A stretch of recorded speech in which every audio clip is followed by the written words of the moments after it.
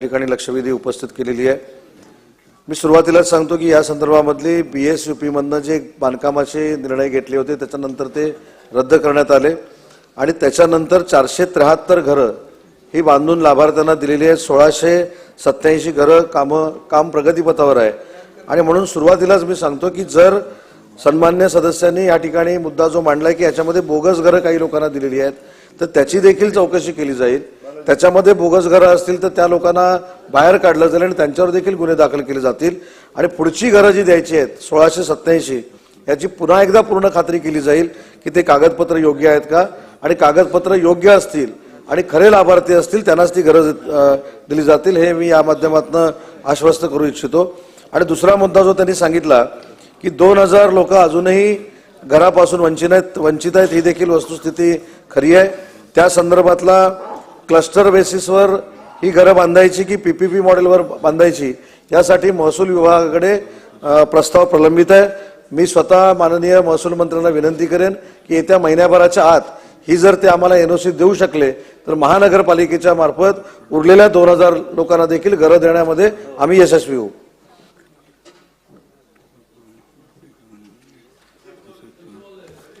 ठीक आहे, चला मराठवाड्यात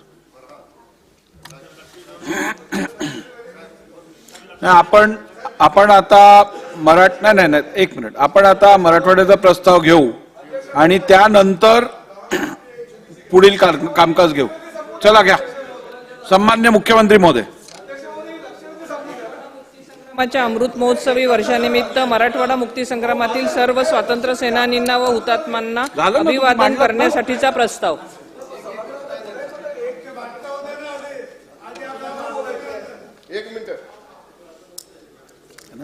अध्यक्ष महोदय,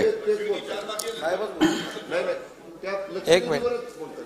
सन्मान्य प्रताप सरनाईक यांनी जे मीरा भाईंदर मधल्या 2000 घरांच्या संदर्भामध्ये जो मुद्दा या ठिकाणी उपस्थित केलाय त्या बाबतीत मंत्री महोदयांनी उत्तर दिलंय।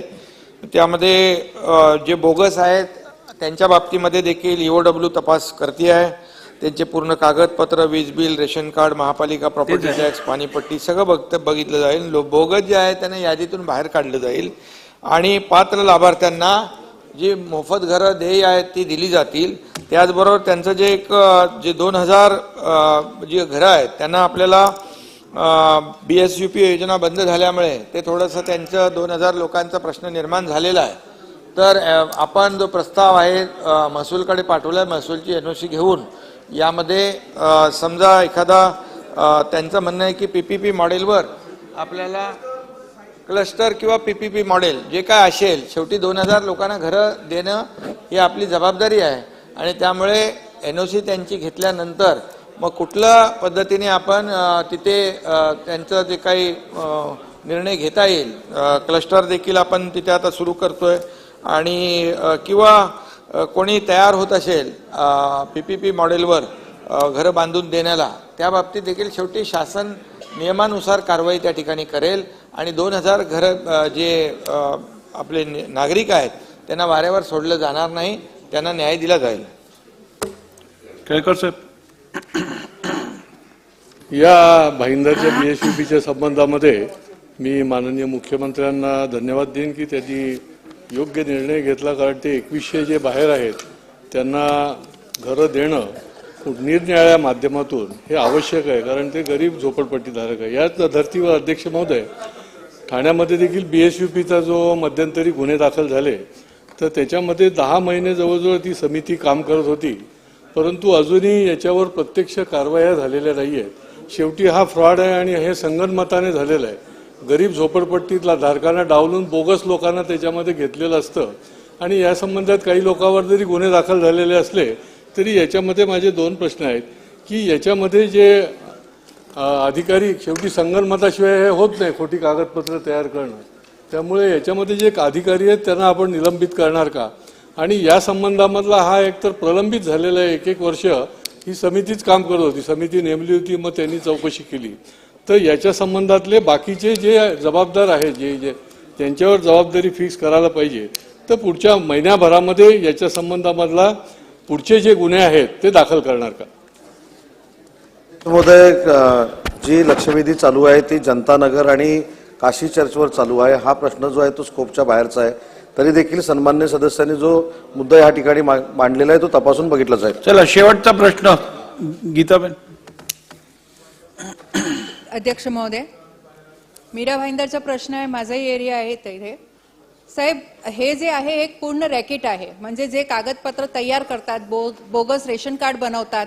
आपण दरवेळी अधिकारीला धरतो, दरवेळी ज्यांनी तिथे वास्तव्य केलंय तसे नकली माणसाला धरतो. पण ज्यांनी हे कागदपत्र बनवले आहे, कारण हे कागदपत्र फक्त BSUP साठी नाही पण बाकी बरेच असे कार्यक्रमासाठी बनत असते, मग त्यावर आपण कारवाई करणार काय, हे माझा एक स्पेसिफिक प्रश्न आहे.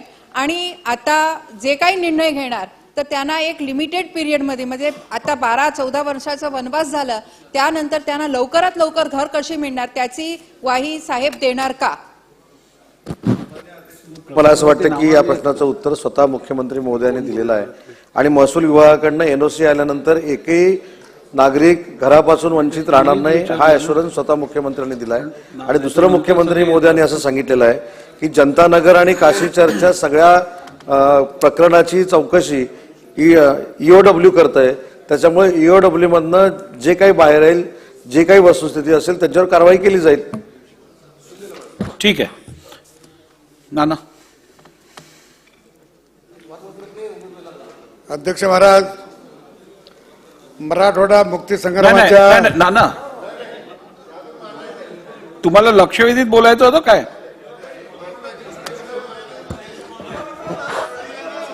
मुख्यमंत्री महोदय. अध्यक्ष महोदय, मी पुढील प्रमाणे प्रस्ताव मांडतो. मराठवाडा मुक्ती संग्रामाच्या अमृत महोत्सवी वर्षानिमित्त मराठवाडा मुक्ती संग्रामातील सर्व स्वातंत्र्य सेनानींना व हुतात्म्यांना हे सभागृह अभिवादन करीत आहे. अध्यक्ष महोदय, महाराष्ट्र शासन हे वर्ष मराठवाडा मुक्ती संग्रामाचं अमृत महोत्सवी वर्ष म्हणून साजरं करते. दिनांक 15 ऑगस्ट 1947 रोजी ब्रिटिशांच्या जुलमी राजवटीतून भारत देश स्वतंत्र झाला. देशाच्या स्वातंत्र्यानंतरच्या काळात अनेक संस्थाने भारतात विलीन झाली, परंतु हैदराबाद, जम्मू व काश्मीर आणि जुनागड ही 3 संस्थाने भारतामध्ये विलीन होण्यास तयार नव्हती आणि हैदराबाद संस्थान निजामाच्या ताब्यात होतं. या संस्थानात तेलंगणा, मराठवाडा आणि कर्नाटक राज्याचा काही भाग येत होता. निजामाच्या अत्याचारी राजवटीविरुद्ध मराठवाडा आतून धगधगत होता. स्वामी रामानंद तीर्थ यांच्या नेतृत्वाखाली मराठवाड्यातील जनता हैदराबाद संस्थान भारतात विलीन करण्यासाठी तीव्र संघर्ष करत होती. स्वातंत्र्यपूर्व काळामध्ये मराठवाड्यामध्ये सामाजिक आणि सांस्कृतिक चळवळीच्या माध्यमातून लोकजागृती मूळ धरत होती. लोकमान्य टिळकांनी सन 1891 मध्ये जिनिंग प्रेस सुरू केली आणि त्यातून राजकीय जागृतीचं पहिलं पाऊल मराठवाड्यामध्ये पडलं. 1935च्या दरम्यान राष्ट्रीय भावनेतून मराठवाड्यात 20 खाजगी शाळा सुरू झाल्या. यामागे स्वामी रामानंद तीर्थ आणि बाबासाहेब परांजपे यांची मुख्य प्रेरणा या पाठीशी होती. या शिक्षण संस्थांनी मराठवाड्यात राष्ट्रीय जागृतीचं काम केलं. शारदा मंदिर शाळेमुळे मराठवाड्यात मुलींच्या शिक्षणाला चालना मिळाली आणि सन 1994 मध्ये हैदराबाद प्रांतात दक्षिण साहित्य संघाची स्थापना झाली. श्री केशवराव कोरटकर आणि वामनराव नाईक यांनी त्यात पुढाकार घेतला. साहित्य संघामुळे अनेक मराठी तरुण एकत्र आले आणि अध्यक्ष महोदय 1931 मध्ये डॉक्टर श्रीधर व्यंकटेश केतकर यांच्या अध्यक्षतेखाली हैदराबादमध्ये महाराष्ट्र साहित्य संमेलन भरलं आणि आकृ वाघमारे यांनी 1937 मध्ये मराठवाडा साप्ताहिकाची स्थापना केली. या सर्वांमधून मराठवाड्यात सांस्कृतिक आणि साहित्यिक चळवळ मूळ धरू लागली आणि त्यातून स्वातंत्र्याच्या चळवळीची बीजं पेरली गेली. अध्यक्ष महोदय, हैदराबाद संस्थांमध्ये सांस्कृतिक साहित्यिक संस्थांच्या उभारणीनंतर खऱ्या अर्थाने राजकीय जागृतीला जोर आला. राजकीय जागृतीच्या जडणघडणीमध्ये महाराष्ट्र परिषदेने महत्त्वाचा वाटा त्या काळात उचलला. महाराष्ट्र परिषदेने जबाबदार राज्य पद्धतीचा पुरस्कार करून जनतेमध्ये जागृती घडवून आणण्याच्या दृष्टीने फार मोलाचं काम त्या काळामध्ये केलं. मराठवाड्यातील जनतेला संघटित करण्याचं पायाभूत कार्य महाराष्ट्र परिषदेने यशस्वीरित्या त्या काळामध्ये केलेलं आहे. शेती आणि शेतकऱ्यांचे विणकऱ्यांचे प्रश्न, सावकारशाही विरुद्ध लढा, अस्पृश्यता निवारण, प्रौढ शिक्षण आणि शिक्षण प्रसार इत्यादींवर महाराष्ट्र परिषदेने भर दिला. जनतेच्या जिव्हाळ्याचे प्रश्न या व्यासपीठावरून मांडण्यात आले. स्वामी रामानंद तीर्थ यांनी संघटन बळकट करण्याच्या दृष्टीने विशेष योगदान देखील दिलं. यातूनच पुढे 1938 मध्ये स्टेट काँग्रेसची स्थापना करण्यात आली. निजाम सरकारने स्टेट काँग्रेसवर बंदी घातली. कायदेभंगाच्या चळवळीशिवाय अन्य मार्ग उरला नसल्याने स्टेट काँग्रेसने शांततामय व सनदशीर मार्गाने स्वातंत्र्याचा लढा चालू ठेवला आणि 1938 मध्ये स्वामी रामानंद तीर्थ यांच्या नेतृत्वाखाली सत्याग्रह करण्यात आला. त्यांच्यावर अध्यक्ष महोदय खटला भरण्यात येऊन त्यांना 1.5 वर्षाची सक्त मजुरीची शिक्षा देखील ठोठावण्यात आली. मराठवाडा मुक्ती संग्रामात महाराष्ट्र परिषदेप्रमाणेच आर्य समाजाने मोठा वाटा उचलला आहे. हैदराबाद संस्थानातील हिंदू प्रजेवरील अन्यायाकडे लक्ष वेधण्याचं काम त्या काळामध्ये आर्य समाजाने केलं. त्यांनी ऑक्टोबर 1938 पासून जवळपास 10 महिने निजाम राजवटी विरुद्ध सत्याग्रह केला. आर्य समाजाचे 12,000हून अधिक सत्याग्रही तुरुंगात गेले. आर्य समाजाने सक्तीच्या धर्मांतरास विरोध केला.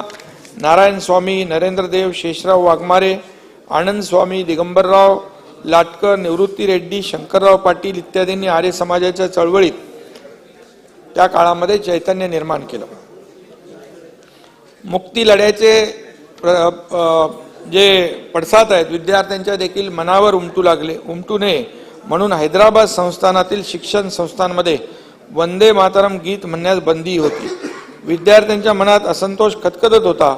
औरंगाबाद कॉलेजमध्ये विद्यार्थ्यांनी वंदे मातरम म्हणण्यास प्रारंभ केला. काही विद्यार्थ्यांनी अन्नत्याग सत्याग्रह केला. वंदे मातरम विद्यार्थी चळवळीतून मराठवाडा मुक्ती संग्राम लढ्यास बळ मिळाले. त्यामुळे तरुण वर्ग निजामाच्या जुलमी राजवटी विरुद्ध एकवटला. पुढे 1942च्या चले जाव आंदोलनाचे तीव्र पडसाद मराठवाड्यामध्ये उमटले. निजामाच्या जुलमी राजवटी विरुद्ध जनतेने संघर्ष अधिक तीव्र केला. स्वामी रामानंद तीर्थ, गोविंदभाई श्रॉफ, दिगंबरराव बिंदू, रवी नारायण रेड्डी, देवीसिंग चव्हाण, भाऊसाहेब वैशंपायन, शंकरसिंग नाईक, विजयेंद्र काबरा, बाळासाहेब परांजपे यांनी या लढ्याचं नेतृत्व केलं. अध्यक्ष महोदय, काशीनाथ कुलकर्णी, दगडाबाई शेळके, विठ्ठलराव काटकर, हरिश्चंद्र जाधव, जनार्दन कोर्टीकर गुरुजी, सूर्यभान पवार, विनायकराव चारठाणकर, विश्वनाथराव कात्मेश्वरकर अशा अनेक स्वातंत्र्य सैनिकांनी मराठवाडा मुक्ती संग्राम अजरामर केला. अध्यक्ष महोदय, एक संघ भारताचे स्वप्न सत्यात उतरवण्यासाठी हैदराबाद संस्थान भारतात विलीन होणे आवश्यक होते. ही बाब लक्षात घेऊन भारताचे तत्कालीन गृहमंत्री सरदार वल्लभभाई पटेल यांनी निजामाविरुद्ध पोलिसी कारवाई सुरू केली. पोलीस कारवाई सुरू होताच काही दिवसातच भारतीय सेनेने हैदराबाद संस्थानवर ताबा मिळवला आणि स्वामी रामानंद तीर्थ यांच्या नेतृत्वाखाली मराठवाड्यातील जनतेने दिलेल्या अभूतपूर्व लढ्याला यश देखील प्राप्त झालं. या सर्व देशभक्तांचं स्मरण करताना या ठिकाणी एक समाधान आहे की गेल्या 75 वर्षात मराठवाड्याने राज्याच्या वाटचालीत अत्यंत महत्त्वाची भूमिका या ठिकाणी बजावलेली आहे. संतांच्या या भूमीत राजकीय, औद्योगिक, सांस्कृतिक आणि सामाजिक क्षेत्रात अत्यंत मोठी आणि महत्त्वाची व्यक्तिमत्व उदयाला आली. त्यांनी केवळ मराठवाड्याचाच नव्हे तर राज्याच्या विकासात देखील महत्त्वाची भूमिका या ठिकाणी बजावली. आमच्या आधीच्या सरकारच्या काळात मराठवाड्याच्या अनुशेषात भर पडली होती. विकासाचे प्रकल्प रखडले होते. गेल्या वर्षभरात उद्योग, विकास, सिंचन आणि कृषी या क्षेत्रातील विकासाच्या वाटा खुल्या झाल्या आणि खऱ्या अर्थाने मुक्ती संग्रामाचं अमृत महोत्सव वर्ष साजरं आपल्याला करता आलं. या ठिकाणी आपल्याला तिथल्या मागणीनुसार एक अध्यक्ष महोदय कृषी महाविद्यालयाची देखील मागणी आहे. त्या देखील आपण तिथे ती मागणी पूर्ण करण्याचा निर्णय घेतला आहे. आणि त्याचबरोबर मराठवाड्याच्या या पवित्र भूमीचं हे आपल्या सगळ्यांनाच कुतूहल वाटतं आणि सगळ्यांना त्याच्याबद्दल अभिमान आहे. आणि मराठवाडा भौगोलिकदृष्ट्या जरी मोठा असला तरी सुद्धा या ठिकाणी जे काही आपल्याला आता सिंचन असेल, कृषी असेल, पाणी योजना असतील, मराठवाडा वॉटर ग्रीड असेल, या सगळ्या दृष्टिकोनातून आपण त्याला मेनस्ट्रीममध्ये आणतोय. 6 वर्षापूर्वी दुष्काळामुळे मराठवाड्यातून काही कुटुंबांना घरदार सोडावं लागलं. उपजीविकेसाठी ही कुटुंब अशोकराव ठाण्यामध्ये आली होती आणि 400 दुष्काळग्रस्त कुटुंबांना या ठाणेकरांनी देखील त्यावेळेस निवाऱ्याची, उदरनिर्वाहाची सोय केली. हे शेवटी आपलं कर्तव्य आहे. त्या काळामध्ये आपण सगळेच जण त्यांच्या मागे उभे राहिलो आणि मराठवाड्यात फिरताना देखील दुष्काळाची झळ कशी सोसावी लागते हे आपण सगळ्यांनी अनुभवलेलं आहे आणि परिस्थिती बदलली पाहिजे यासाठी आपण सगळ्यांनीच प्रयत्न केला पाहिजे. शासन पूर्णपणे याच्या पाठीशी आहे आणि मराठवाडा हा कोकणासारखा पावसाचा प्रदेश नाही, पश्चिम महाराष्ट्रासारखी सदंत नाही, पण मराठवाड्यातील लोकांनी कष्टाने या प्रदेशाला फुलवलंय आणि आपल्या घामाचं सिंचन या ठिकाणी केलंय त्यांनी. आणि म्हणून संतांचा संस्कार, मेहनती युवक, शिक्षणाला प्राधान्य देणारे नागरिक, संकटावर मात करणारे शेतकरी, वाढणारे उद्योग, हे सगळं या भूमीचं वैशिष्ट्य आहे. आणि मला आठवतं 8 जून 1985 या दिवशी काही तरुणांनी एकत्र येऊन गुलमंडीवर शिवसेनेची पहिली पाटी रोवली. बाळासाहेबांचं मराठवाड्यावर विशेष प्रेम होतं हे मला आपल्याला सांगण्याची आवश्यकता नाही. आणि मग त्या सेनेची मराठवाड्यामध्ये वाटचाल तेव्हा सुरू झाली. आदरणीय बाळासाहेबांच्या विचाराने भारावलेल्या तरुणांची फौज शिवसेनेत दाखल झाली. हिंदुत्वाचा आणि विकासाचा मुद्दा घेऊन शिवसेना तिथे मैदानात उतरली. औरंगाबादचं नाव छत्रपती संभाजीनगर करा अशी मागणी सर्वप्रथम बाळासाहेबांनीच केली होती. त्याची पूर्तता देखील आपल्या सरकारने या ठिकाणी केली. त्याबद्दल मला त्याचा अभिमान आहे, समाधानही आहे. अलीकडे शासन आपल्या दारी अंतर्गत मराठवाड्यात कार्यक्रम झाले तेव्हा या परिसरातील तरुणांचा, उद्योजकांचा बदललेला उत्साही चेहरा पाहायला मिळाला. आणि तेव्हा मगाशी मी म्हटलं कृषी महाविद्यालय आपल्या आमदारांनी तो शासन आपल्या दारी कार्यक्रमाचं आयोजन केलं होतं बालाजीने आणि त्याची देखील आवश्यकता आपल्याला तिथं आहे. शेवटी गरज आहे की आपल्याला पूर्ण करण्याची निर्णय देखील सरकार घेईल. आणि आमचे माजी मुख्यमंत्री शंकरराव चव्हाण आणि सगळ्यांचंच योगदान त्या मराठवाड्याच्या विकासामध्ये. आता अशोकराव आहेत आणि म्हणून हे जे काही शासन आपल्या दारीचं मी म्हटलं, मुक्ती संग्रामाच्या अमृत महोत्सवी वर्षात देखील खूप मोठ्या प्रमाणावर तिथे प्रतिसाद मिळाला. लोकांना एका छताखाली सर्व शासनाने घेतलेले निर्णय, योजना आणि त्याचे दाखले देखील एकाच छताखाली देण्याचा निर्णय केला. हजारो त्या ठिकाणी लाभार्थी आले आणि त्यांना जो देय असलेला जो काही लाभ आहे तो घेऊन जाताना देखील एक समाधान वाटलं. म्हणून शासन आपल्या दारी हा एक चांगला प्रतिसाद लोकांचा मिळतोय. लोकाभिमुख असा हा कार्यक्रम सरकारने सुरू केलेला आहे आणि त्याला उदंड प्रतिसाद मिळतोय लोकांना. नाही तर लोक योजना तर आहेत, निर्णय पण आहेत, ते खेटे मारणे, चक्रा मारणे करून तो योजना सोडून देण्याचं काम नागरिक करत होते. परंतु आज आपल्याला त्या कार्यक्रमाच्या माध्यमातून अशोकराव पाहायला मिळतं. येऊन ते साहित्य, चेक सगळं घेऊन जाताना, ट्रॅक्टर, जे जे काही योजना आहेत त्या, आणि याचं समाधान आपल्या सगळ्यांनाच आहे. आणि म्हणून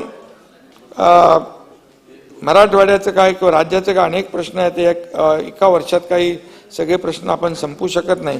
परंतु मराठवाडा मुक्ती संग्रामाच्या वर्षपूर्तीनिमित्त आपण या सर्व प्रश्नांची सरकारला जाणीव आहे.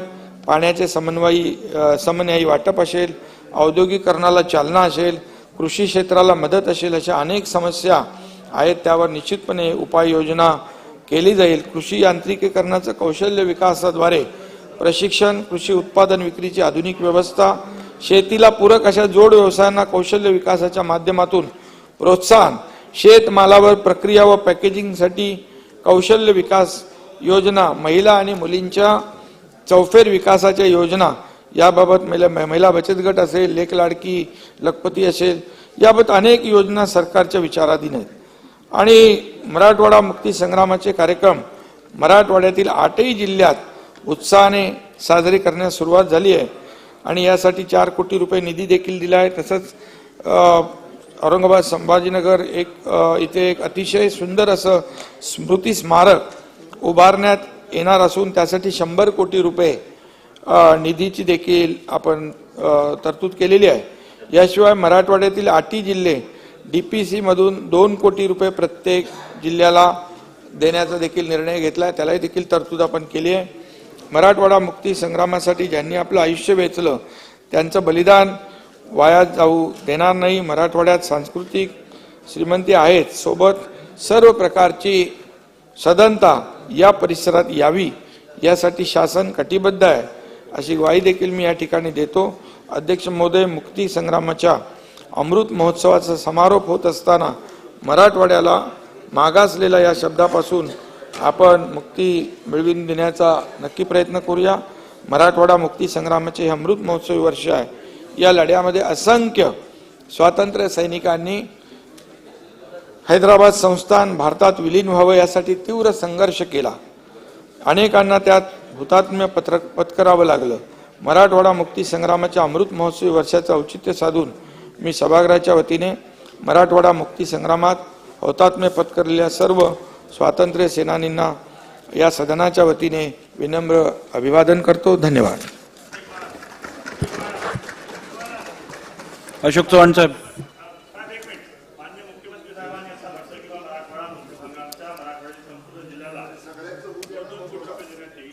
आमचा विदर्भातला राजुरा तालुका हा सुद्धा हैदराबाद मुक्ती संग्राममध्ये होता. 1952 ची पहिली निवडणूक आमची आंध्र प्रदेशमध्ये झाली. त्यामुळे मुख्यमंत्र्याला विनंती आहे की राजुरा तालुक्याला पण समावेश करावा. मुख्यमंत्री साहेब,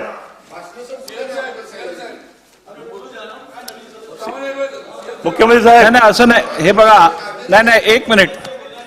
आपण या प्रस्तावावरती बोला, त्यावेळेला आपण हे सगळे मुद्दे मांडा. सभागृह आपले मांडलेले मुद्दे ऐकून घेईल. चला. सन्मान्य अध्यक्ष महोदय, राज्याचे मुख्यमंत्री आणि या सभागृहाचे नेते श्री एकनाथरावजी शिंदे साहेब यांनी मराठवाडा मुक्ती संग्रामाच्या निमित्ताने आज जो प्रस्ताव या ठिकाणी मांडलेला आहे त्या संदर्भामध्ये मी आपले विचार या ठिकाणी व्यक्त करण्याकरता उभा आहे. अध्यक्ष महोदय, मराठवाडा मुक्ती संग्रामाचा एक ऐतिहासिक लढा आणि सगळ्या जुन्या आठवणी या निमित्ताने या सभागृहाच्या चर्चेच्या माध्यमातून आपल्यासमोर आज आपले विचार व्यक्त अनेक सदस्य करतील अशी अपेक्षा आहे. अध्यक्ष महोदय, 17 सप्टेंबर 2022 पासून या अमृत महोत्सवी वर्षाला शुभारंभ झालेला आहे आणि त्या निमित्ताने या मुक्ती संग्रामामधील ज्या ज्या स्वातंत्र्य सैनिकांनी योगदान दिलं, आपले सर्व सन्मान्य हुतात्मे त्यांनी हुतात्म्य पत्करलं, स्वातंत्र्य सैनिकांनी लढा दिला आणि एवढंच नव्हे तर या मराठवाड्यातील अनेक नागरिकांनी सुद्धा अतिशय स्वयंस्फूर्तीने या लढ्यामध्ये हे सर्व सहभागी झाले आणि त्यामुळे आजच्या या चर्चेमध्ये सर्वप्रथम मी या सर्वांना मनपूर्वक अभिवादन करतो. विनम्रपणे या सभागृहाच्या वतीने सुद्धा आम्ही सर्वजण नतमस्तक होतो आणि हा ऐतिहासिक क्षण या सभागृहामध्ये चर्चा होत असताना ज्या सगळ्या जुन्या आठवणी डोळ्यासमोर येत असताना अध्यक्ष महोदय हे मुद्दाम नमूद केलं पाहिजे की या लढ्याचं महत्व ज्याप्रमाणे देशाला स्वातंत्र्य मिळवून देण्यासंदर्भामध्ये जो लढा ब्रिटिशांच्या विरोधात आपण सर्वांनी उभा केला, तशाच महत्वाचा हा लढा आहे की मराठवाडा महाराष्ट्रामध्ये येण्याच्या बाबतीमध्ये, या देशामध्ये येण्याच्या बाबतीमध्ये जो काही ऐतिहासिक लढा हा पुकारला गेला आहे तेवढाच महत्वाचा आहे. ज्याप्रमाणे देशामध्ये आपल्याला स्वातंत्र्य मिळण्याकरता स्वातंत्र्य सैनिकांनी त्यावेळेस आपलं योगदान दिलेलं आहे. अध्यक्ष महोदय, हे अमृत महोत्सवी वर्ष साजरं करत असताना आपल्याला सर्वांना कल्पना आहे की इंग्रजांच्या 150 वर्षाच्या राजवटीमध्ये संपूर्ण भारतात अन्याय झाला, दडपशाही झाली आणि हैदराबाद मुक्ती संग्रामात सुद्धा स्वातंत्र्य सैनिकांना सर्वसामान्य जनतेला फार मोठ्या प्रमाणात अत्याचार सहन करावा लागला. अशा प्रकारचा इतिहास हा या मुक्ती संग्रामाचा राहिलेला आहे. 15 ऑगस्ट 1947 रोजी आपला देश स्वतंत्र झाला तेव्हा देशात 565 संस्थानं ही त्यावेळेस होती. तत्कालीन पंतप्रधान पंडित जवाहरलाल नेहरू आणि त्यावेळेस तत्कालीन गृहमंत्री सरदार वल्लभभाई पटेल यांनी लोकांची समजूत काढली की संस्थानं आहेत ती या देशामध्ये विलीन झाली पाहिजेत म्हणून प्रयत्न केले आणि या 565 पैकी 562 संस्थाने यांनी भारतामध्ये सामील करून घेतली आणि त्यावेळेस ते मनापासून सामील झाले. परंतु हैदराबाद जे निजामाच्या राजवटीमध्ये होतं, जम्मू काश्मीर आणि जुनागड संस्थान ही तिन्ही संस्थानं ही सुरुवातीला भारतामध्ये सामील झाली नाहीत आणि हैदराबाद विशेषतः हे निजामाचं राज्य राहिलेलं होतं आणि भारताच्या मधोमध असल्यामुळे अशा प्रकारचा धोका म्हणजे सर्वत्र भारत आणि मध्येच निजामाचं राज्य असं वेगळं ठेवणं हे लोकांनाही मान्य नव्हतं आणि भारतात स्वतंत्र भारतामध्ये व्यवस्था ही अशी कशी चालेल अशा प्रकारच्या मोठ्या प्रमाणात लोकांचा विरोध या हैदराबाद संस्थानाच्या बाबतीमध्ये होता आणि हे धोकादायक होतं. लोकांची इच्छा नव्हती पण निजामाच्या या सगळ्या दबावाखाली त्यावेळेस हा सगळा भाग हा इच्छेच्या विरुद्ध काही दिवस काढले पण लोकांनी मग ठरवलं की आपण लढा उभारला पाहिजे आणि स्वतंत्र मराठवाडा हा न ठेवता महाराष्ट्र हैदराबाद संस्थान जे आहे ते महाराष्ट्रामध्ये हे सगळे जिल्हे विलीन झाले पाहिजे अशा प्रकारचा प्रयत्न त्यावेळेस झाला आणि याच्यामध्ये पुढाकार जो घेतला तो स्वामी रामानंद तीर्थांनी त्याच्या नेतृत्वाखाली या मुक्ती संग्रामाचा लढा हा फार मोठ्या प्रमाणात सुरू झाला. या लढ्यामध्ये स्वामी रामानंद तीर्थांच्या बरोबर दिगंबरराव बिंदू, गोविंदभाई श्रॉफ, नवीनारायण रेड्डी, देवीसिंग चौहान, भाऊसाहेब वैशंपायन, शंकरसिंग नाईक, विजेंद्र काबरा, बाबासाहेब परांजपे अशी अनेक नावं घेता येतील. अशी अनेक जिल्ह्यातून ही सगळे मान्यवर मंडळी त्यामध्ये सामील झाली आणि त्या पूर्वीच्या काळामध्ये डॉक्टर अघोरनाथ चट्टोपाध्याय, केशवराव कोरटकर अशाही नेत्यांनी सुद्धा आवश्यक त्या वातावरणाची निर्मिती त्यांच्या काळात झाली होती. ज्याप्रमाणे 1942चा चले जावचं आंदोलन हे देशात सुरू झालं. ब्रिटिशांना चले जाव म्हणण्यापासून सुरुवात या ठिकाणी ऑगस्ट क्रांती मैदानामध्ये ज्यावेळेस झाली होती त्यावेळेस देशातील सर्व प्रमुख नेत्यांना अटक झाली होती. परंतु नेता कोणी नव्हता त्यावेळेस त्या लढ्यात सुरू झाला आणि सर्व प्रमुख नेत्यांना अटक इंग्रजांनी केली होती. अरुणा असफ अलींच्या नेतृत्वाखाली सर्वसामान्य जनता त्या लढ्यामध्ये सामील झाली आणि त्या ठिकाणी आपण पाहाल की चले जावची मुवमेंट ही मोठ्या प्रमाणात त्या ठिकाणी त्याला जोर धरला. तशाच पद्धतीने मुक्ती संग्रामात सुद्धा मराठवाड्यातील गावोगावामध्ये लोक ही त्याच्यामध्ये लढ्यामध्ये उतरली आणि फार मोठं आंदोलन अध्यक्ष महोदय त्यावेळेस सुरू झालं.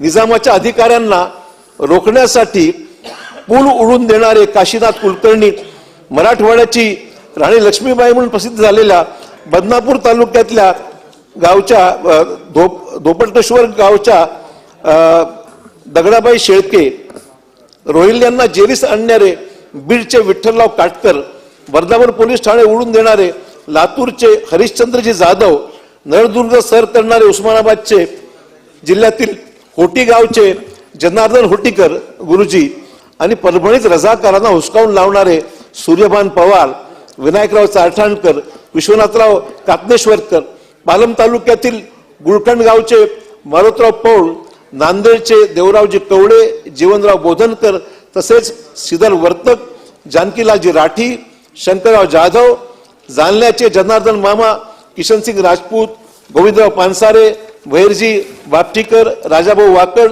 विश्वनाथ भिसे, जयवंतराव पाटील अशा अनेक स्वातंत्र्य सैनिकांची नावं आज इतिहासामध्ये सुवर्णाक्षर लिहिल्या गेलेली आहेत की ज्यांनी या मुक्ती संग्रामामध्ये फार मोठं योगदान दिलेलं आहे.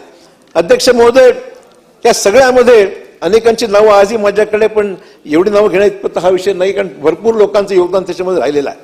अध्यक्ष महोदय, आपल्याला कल्पना आहे की त्यावेळेस तत्कालीन गृहमंत्री वल्लभभाई पटेल यांनी 13 सप्टेंबर 1948 पासून ऑपरेशन पोलो नामक ऍक्शन पोलीस ऍक्शन सुरू केली. म्हणजे निजाम काही ऐकायच्या तयारीमध्ये नव्हता आणि निजामाच्या या सगळ्या विरोधामुळे त्यावेळेस नाईलाजाने मग गृहमंत्र्यांनी पुढाकार घेतला आणि 17 सप्टेंबर 1948च्या कालावधीमध्ये निजामाच्या सैन्याने ज्यावेळेस पोलीस ऍक्शन सुरू झाली, पोलो नावाचं त्यावेळेस ऑपरेशन सुरू झालं, त्यावेळेस निजामाने शरणागती पत्करली आणि हैदराबाद संस्थान भारतामध्ये सामील झालं. अध्यक्ष महोदय, या सगळ्या लढ्यामध्ये अनेक असं योगदान राहिलं. मगाशी मुख्यमंत्र्यांनी उल्लेख केला त्याप्रमाणे अनेक स्वातंत्र्य सैनिकांचं योगदान त्या ठिकाणी होत असताना शाळा व महाविद्यालयातील देखील शाळा व महाविद्यालयातील सुद्धा मुलांनी विद्यार्थ्यांनी सुद्धा मोठ्या प्रमाणावर त्या ठिकाणी सहभाग त्याच्यामध्ये घेतला. स्वामी रामानंद तीर्थांच्या बरोबर बाबासाहेब परांजपे सारखे नेते सुद्धा अध्यापनाच्या क्षेत्रातून समोर आले. औरंगाबाद येथील विद्यार्थ्यांचे वंदे मातरम आंदोलन देशभरात गाजले आणि काँग्रेसने त्रिपुरा काँग्रेस अधिवेशनात वंदे मातरम चळवळीला फार मोठा पाठिंबा त्यावेळेस दिला. नेताजी सुभाषचंद्र बोस व पंडित जवाहरलाल नेहरू यांनी त्या सगळ्या आंदोलनाला फार मोठ्या प्रमाणात त्यावेळेस मदत केली आणि विद्यार्थ्यांना चिथावणी देण्याच्या आरोपाखाली गोविंदभाई श्रॉफ यांना निजाम सरकारने मुक्ती संग्रामाच्या सेनानींना नोकरीतून काढून टाकण्याचा इतिहास सुद्धा समोर आलेला आहे. अध्यक्ष महोदय, ह्या सगळ्या गोष्टी होत असताना एक मुद्दाम आठवण करून दिली पाहिजे की भारतरत्न डॉक्टर बाबासाहेब आंबेडकरांचं योगदान सुद्धा या लढ्यामध्ये फार मोठं राहिलेलं आहे.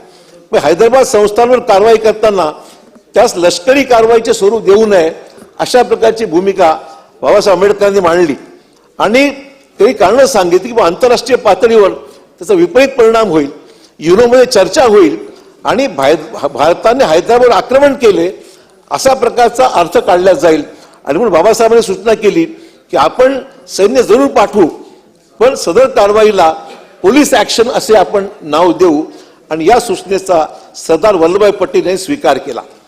दुसरा एक परिचय मुद्दाम एक ऐतिहासिक त्यातला एक विषय मुद्दाम नमूद करण्यासारखा आहे की ज्यावेळेस हा विषय आंतरराष्ट्रीय न्यायालयात युनोमध्ये हैदराबाद संस्थांची बाजू मांडण्याच्या बाबतीमध्ये त्यावेळी निजामाने प्रयत्न केला आणि डॉक्टर बाबासाहेब आंबेडकर त्यांनी विनंती केली निजामाने की आपण अपियर व्हा, पण बाबासाहेब आंबेडकर ते नाकारली आणि त्यांनी सांगितलं असं कुठल्या गोष्टीमध्ये मी तुमची मदत करू शकत नाही.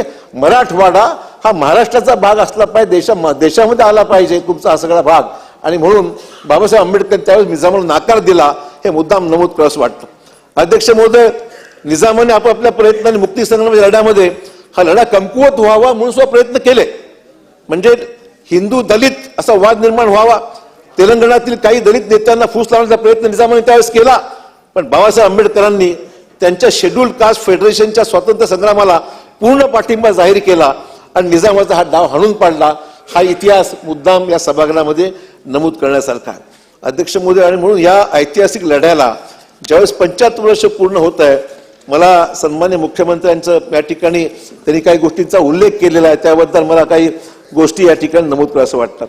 अध्यक्ष महोदय, आजचा हा ठराव ज्याला म्हणून देर आहे दुरुस्त आहे असं म्हणावं लागेल, कारण की आम्ही सातत्याने हा ठराव व्हावा या हे वर्ष जेव्हा सुरू झालं म्हणजे आज त्या गोष्टीला जवळपास 10 महिने पूर्ण होऊन गेले. म्हणजे आता शेवटी आपण ठराव घेत आहोत. म्हणजे मला म्हणायचं एवढंच आहे की 2 अधिवेशनं आपली गेली, हे वर्ष संपायला आलं, त्यावेळेस दुर्दैवाने हा ठराव घेत आहोत. पण ठीक आहे, ठराव घेतो ही सभागृहाच्या भावना व्यक्त करण्यासाठी फोरम आहे, परंतु वर्ष सुरुवातीलाच हे जर काम झालं असतं तर हे चांगलं झालं असतं, कारण की मराठवाड्याला एक स्वातंत्र्य सैनिकांचा योग्य वेळ झालेला सन्मान असा प्रकारचा हा ऐतिहासिक क्षण आहे. आणि त्यामुळे याला उशीर जरी झाला तर आमची अपेक्षा एवढीच आहे की आता मगाशी मुख्यमंत्री म्हणाले की 4 कोटी रुपये या ठिकाणी मी घोषित करत आहे किंवा असं तरतूद केलेली आहे. मला मुद्दाम मुख्यमंत्र्यांना आठवण करून द्यायची की मागे आपणही सरकारमध्ये होतो, आपण दोघंही होतो त्या सरकारमध्ये.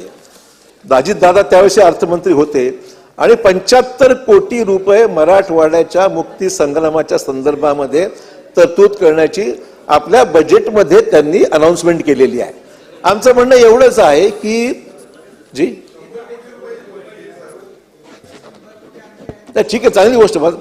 मला एवढं आठवण करून द्यायची आहे की आपण मगाही 4 कोटीचा उल्लेख केला, मला उल्लेख करायचा नाही, ते तुम्ही स्मारकासाठी सांगितले. आपण उल्लेख केला की स्मारकासाठी आपण 100 कोटी स्मारकासाठी देण्याचा आपण या ठिकाणी उल्लेख केला. तर ठीक आहे ना, मला एवढंच आपल्याला म्हणायचं आहे की मला अपेक्षा एवढीच आहे. आपल्याला आठवत असेल की त्यावेळेस आपण 8 जिल्ह्याच्या पालकमंत्र्यांची एक कमिटी स्थापित झाली होती. सुभाष देसाई त्यावेळेस संभाजीनगरचे पालकमंत्री होते आणि आपण तो निर्णय घेतला होता आपल्या मागच्या सरकारच्या वेळेस. मला एवढं आठवण करून द्यायची अध्यक्ष महोदय, माझी मराठवाड्यातील अनेक प्रश्नासंदर्भामध्ये मुख्यमंत्र्यांना हे आवडून सांगायचं आहे. या अधिवेशनाच्या काळात मराठवाड्याच्या सर्वपक्षीय आमदारांची बैठक बोलवून आपल्या दालनामध्ये मराठवाड्यातील जे महत्वाचे प्रश्न आहेत, स्मारक होणं उचित आहे, तक्रार नाही आमची, पण मराठवाड्याच्या अनुशेषा संदर्भामध्ये ज्या अपेक्षा आहेत, जी विविध आपण स्मारक घेत आहे, चांगली गोष्ट आहे. काही जिल्ह्यात कृषी महाविद्यालय पहिल्यापासून फाईल तर सत्तारबाईंना माहिती आहे, आपण कृषी मंत्री त्यावेळेस होतेच, त्याला कल्पना आहे. नाही सांगतो मी तुम्हाला, तर करायचंच आहे, आमची मागणीच आहे. आमची मागणी ही चालू फाईल चालू आहे. शेवटी मुख्य सचिवांनी शेला उलटा सुलटा करून ठेवला, मग फाईल झाली असती ती फाईल, बघा मागे झाली असती. बरोबर नाही, तुम्ही योग्य ठिकाणी समजून म्हणजे जाणवायची मला. तर मला एवढंच म्हणायचं आहे की कृषी महाविद्यालयाची मागणी ही गेल्या सरकारच्या पासून सुरू आहे, परंतु ती शेवटपर्यंत ती मार्गी लागलीच नाही. आमचं म्हणणं एवढंच आहे, ते कृषी महाविद्यालय होईल एका जिल्ह्यापुरती, पण मराठवाडा म्हणजे एक जिल्हा असं म्हणता येणार नाही, 8ही जिल्ह्याचे विषय आहेत. म्हणून मला आपल्याला विनंती एवढीच करायची आहे की हे अधिवेशन संपायच्या आत मराठवाड्यातील सर्वपक्षीय आमदारांची एक बैठक आपल्या दालनात बोलवा. मराठवाड्यातील महत्वाचे काढा, काही 75 प्रश्न काढा. मराठवाड्यातील महत्वाच्या अमृत महोत्सवी वर्षामध्ये 75 महत्वाचे प्रश्न काढा आणि त्या 75 प्रश्नामध्ये सिंचन असेल, पायाभूत सुविधा असतील, रेल्वे असतील, जे जे प्रश्न मराठवाड्याचे असतील त्या पण मुख्यमंत्री महोदय 2 मिनिटं फक्त द्या, तो आपलं निवेदन होत राहतील, ते 2 मिनिटं फक्त आम्हाला वेळ द्या. आमचं म्हणणं एवढंच आहे की या सगळ्या 75 प्रश्न निवडा. आपण अमृत महोत्सवी वर्षामधले 75 प्रश्न काढा. आपल्या उपस्थितीमध्ये उपमुख्यमंत्र्यांच्या उपस्थितीत बैठक घ्या, आमदारांचं लोकप्रतिनिधीचं म्हणणं ऐकून घ्या आणि या 75 प्रश्नाला मंजुरी आपण मंत्रिमंडळात ताबडतोब देऊन तरतूद त्यासाठी करा. आमचं म्हणणं एवढंच आहे, कारण नुसतं स्मारक बांधणं हे तो काही भागत नाही. आमचं म्हणणं एवढंच आहे की जे जे विषय अनुशेष संदर्भातले आहेत, महत्वाचे आहेत, त्याला जर निर्णय झाला तर काहीतरी मराठवाड्याला अमृत महोत्सवी वर्षाच्या निमित्ताने शासनाच्या वतीने योगदान झालं, मिळालं.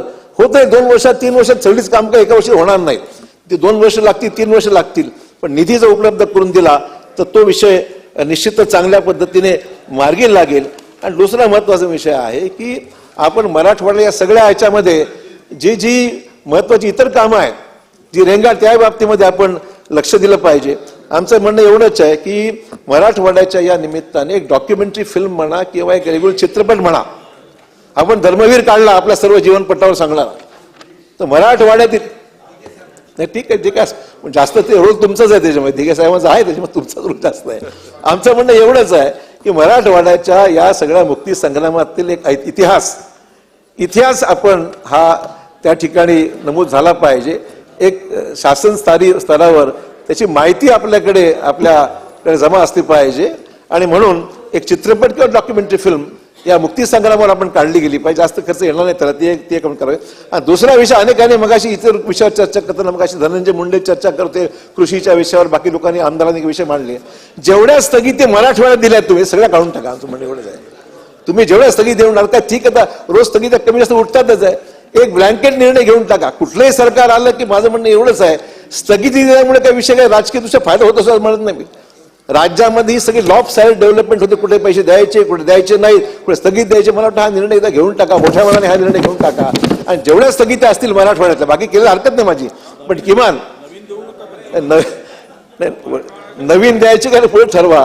पण मागची जी कामं आपण जी ठरलेली आहेत ती आपण ताबडतोब. आपण मगाशी म्हणलं की 2 कोटी रुपये डीपीटीसी हात लावू नका. डीपीटीसीवर बोजा आधीच जास्त आहे. स्थानिक एवढ्या लोकांच्या मागण्या असतात, डीपीटीसी म्हणून 2-2 कोटी रुपये देण्यापेक्षा इथून तरतूद करा आणि जे काही पैसे द्यायचे असतील स्टेटच्या बेट म्हणून द्या. डीपीटीसीच्या पैशाला आपण हे हात लावू नका. आणि हे सगळे आणि सगळ्यात महत्वाचं, मुख्यमंत्री महोदय, नरहर कुरुंदकरांचं योगदान मराठवाड्यामध्ये मोठं राहिलेलं आहे. त्यांच्या स्मारकाचा विषय गेल्या 5 वर्षापासून रेंगाळत चाललाय. सरकार येतात जातात होत राहतं. सुरुवातीला मी असताना जवळपास 25 कोटी रुपये दिले होते. नरहर कुरुंदकर स्मारकाला किमान 75चं बजेट 75 कोटीचं काय झालेलं आहे. 25 कोटी अगोदरच दिल्यात आलेले आहेत. नरहर कुरुंदकरांच्या स्मारकासाठी मराठवाड्यामध्ये ज्याचं योगदान मोठं आहे, साहित्य संस्कृती क्षेत्रामध्ये एक मोठं नाव आहे आणि एक विचाराने फार मोठे येऊन गेले व्यक्ती आहेत. म्हणून नरहर कुरुंदकरांच्या स्मारकासाठी उर्वरित पैसे ताबडतोब देऊन टाकावेत आणि मराठवाड्यात सगळ्या स्थगिती उठवून टाका ताबडतोब. काही लागत लागणार नाही, मोठी गोष्ट नाही. बजेटमध्ये प्रोव्हिजन आहे, आपण पारित केलेल्या मागण्यामध्ये सर्व उल्लेख आलेला आहे, ती एक आपण संपून टाका. आणि मराठवाड्यातील 75 मागण्यांसाठी जो पैसा लागेल एक बैठक बोलून निर्णय घ्यावा आणि मराठवाड्यात अमृत महोत्सव वर्ष एक स्मरणात राहील, स्वातंत्र्य सैनिकांना अभिवादन देणारं असं ठरलं पाहिजे. आणि या सभागृहाने मराठवाड्याचा अनुशय दूर करण्याकरता काही मोठं योगदान केलंय हे दर्शवणारा निर्णय आपण घ्यावा, अशी कुठले राजकारण किंवा कुठले पक्षाविषय नसून हा मराठवाड्याचा विषय लक्षात घेता मराठवाड्यात सगळ्या जिल्ह्यामध्ये काम करावं अशी माझी अपेक्षा आहे. धन्यवाद. हरिभाऊ नाना. अध्यक्ष महाराज, मराठवाडा मुक्ती संग्रामाच्या अमृत महोत्सवी वर्षाच्या निमित्ताने मराठवाडा मुक्ती संग्रामातील सर्व स्वातंत्र्य सैनिकांना हुतात्म्यांना अभिवादन करण्यासाठीचा ठराव माननीय मुख्यमंत्री महोदयांनी मांडलाय. त्यामध्ये स्वामी रामानंदजी तीर्थ, वसपाचे गंगाप्रसाद अग्रवाल, बाबासाहेब परांजपे, रतिलालजी जरीवाल, माणिकचंदजी पहाडे, जगन्नाथ बर्दापूरकर, गोविंदभाई श्राफ, पी.डी. देशपांडे, भाऊसाहेब भविष्य पायन, आनंदराव भालेराव, विठ्ठलराव देसाई, मनोहर सोमदे, बाबुरावजी कानडे, श्रीनिवास खोत, नागाराव परांजपे, शाहीर वाईकर, बबनराव कुलकर्णी, आमच्या दगडाबाई शेळके, त्याच्यानंतर राखे वसेकर, असे असंख्य स्वातंत्र्य सैनिकांच्या स्मृतीला मी अभिवादन करतो. उद्या अध्यक्ष महाराज, भारत ज्यावेळेला स्वतंत्र झाला 15 ऑगस्ट 1947ला, त्यानंतर 1 वर्ष 1 महिना 2 दिवसांनी मराठवाडा हा स्वतंत्र झाला. आपण सोमवार आपला देश स्वतंत्र झाला तर त्यावेळेला त्यावेळेला क्रमशः हंगामी मंत्रिमंडळ देशाचं होतं आणि त्यावेळेलाच लॉर्ड माउंट बेटनची कालची एक राहिली आहे ही व्हाईसराय म्हणून नियुक्ती झालेली होती. फ्रेश काय दाखवणार नाही. लॉर्ड माउंट बेटन आणि या तिन्ही सैन्य दलाचा प्रमुख पण होता आणि त्याने घोषणा केली होती की ज्या संस्थानाला पाकिस्तानात जायचं त्याने पाकिस्तानात जावं, ज्याला हिंदुस्थानात राहायचं त्याने हिंदुस्थानात राहावं आणि ज्याला स्वतंत्र राहायचं त्याने स्वतंत्र राहावं. हे स्वतंत्र राहण्यासंबंधीचा त्याने जो उल्लेख केला होता त्याचा आधारच घेऊन काश्मीर, हैदराबाद, जुनागड हे सामील झालेले नव्हते. पण जुनागडचा भुत्तो पळून गेला, तो तिकडं पंतप्रधान झाला, ती गोष्ट वेगळी. काश्मीरचा प्रश्न हा खरं म्हणजे लोंबकळत राहिला. त्यावेळेस हैदराबादचा प्रश्न वल्लभभाई पटेलांनी सोडवावा आणि काश्मीरच्या प्रश्नामध्ये जवाहरलालजी पंडित नेहरू साहेबांनी लक्ष द्यावं असं ठरल्यामुळे सरदार वल्लभभाई पटेलने त्या हैदराबादचा पोलीस ऍक्शन करून निकाल लावला. पण हा हैदराबाद संस्थान स्वतंत्र राहण्यासाठी या नवाबांनी फार मोठे प्रयत्न केलेत. त्याने तर ऑस्ट्रेलियावरून विमान भरून शस्त्र आणायचा प्रयत्न केला होता, परंतु भारत सरकारने ते विमान इथं उतरू द्यायला परवानगी दिली नव्हती, म्हणून ते शस्त्र आले नाही. आणि म्हणून हैदराबाद संस्थानचे नवाब जे होते त्याने इतका अत्याचार केला होता की त्याच्या वर्णन अनेक ठिकाणी आपल्याला वाचायला मिळतील. आणि म्हणून मला आपल्याला मुद्दाम सांगायचं की ह्या अन्याय अत्याचाराच्या विरुद्ध काही आपण स्वतंत्र झाल्यावर किंवा 1940-38 सालापासूनच प्रयत्न झाले असं नाही, तर याच्यामध्ये अधिक सुद्धा प्रयत्न झाले. मला वाटतं 1818 मध्ये पहिल्यांदा बीडमध्ये धर्माजी प्रतापराव यांनी त्यांच्या विरुद्ध बंड केलं 1818ला. त्यानंतर नांदेडमध्ये नवसाजी नाईक यांनी देखील 1819ला निजामाच्या विरुद्ध बंड केलं. त्यानंतर संभाजीनगरमध्ये पूर्वीच्या औरंगाबादमध्ये 1827ला भील समाजाने बंड केलेलं होतं. आणि त्यानंतर सुद्धा या कृष्णाजी देशमुख यांनी सुद्धा 1852 साली बंड केलं.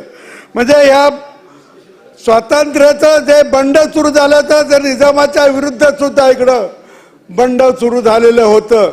आणि निजामाने ज्या ज्या वेळेला अन्याय अत्याचार केलेत त्यावेळेला त्यांनी हिंदूसाठी वेगळा नियम, मुसलमानासाठी वेगळा नियम, हिंदूंना अधिक सक्तीने वसुली हिंदूचे, आणि त्याने मोठ्या प्रमाणात लेवी जमा करत होते. निजामाचं राज्य 16 जिल्ह्याचं होतं. 1,63,00,000 तिथली लोकसंख्या होती. आणि हिंदू समाजाकडून मराठवाड्याचं नाव का पडलं तर तिथं मराठी माणसं राहतात, मराठे तिथं राहतात, मराठ्याचा वाडा मग मराठवाडा असं त्याचं नामांतर झालंय.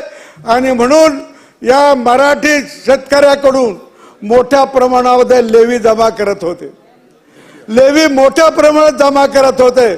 आणि लेवी जर दिली नाही, त्यांनी कर भरला नाही, तर त्याची जमीन सरकारी दरबारी जमा करत होते, सरकारचं नाव त्या जमिनीवर लावत होते. असा अन्याय सुद्धा त्यावेळेला सगळ्यांनी केलाय. आणि म्हणून जर ही लेवी दिली नाही, त्यावेळेस एक म्हण होती, प्रचलित म्हण होती, मराठे सरिका दाता नाही लेकिन मारे बिगर देता नाही. म्हणजे मार मारून दुष्काळात सुद्धा लेव्या जमा केल्यात.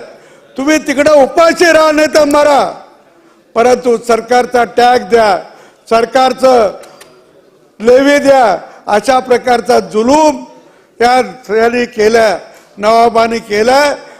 त्याने एक रजाकार संघटना स्थापन केली.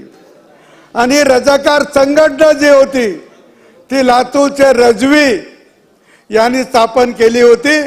आणि त्याचं कामच होतं की त्यावेळेला या सगळ्या हिंदूंच्या विरुद्ध मोठ्या प्रमाणामध्ये दहशत निर्माण करायची, किंबहुना त्यांना मारायचं आणि मोठ्या प्रमाणामध्ये पैसे गोळा करायचे असा त्याचा उद्देश होता.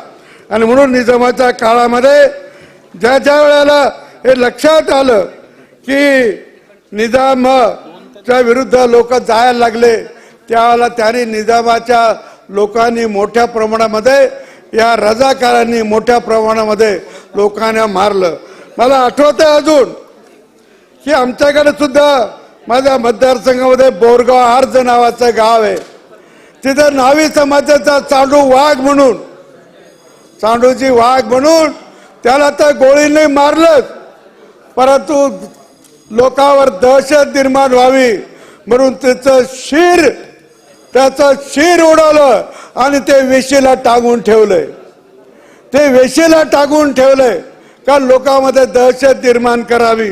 आता मतदारसंघातच बाजीराव मस्केना देखील असंच गोळी घालून मारलं, अनेक जणांना मारलेलं आहे.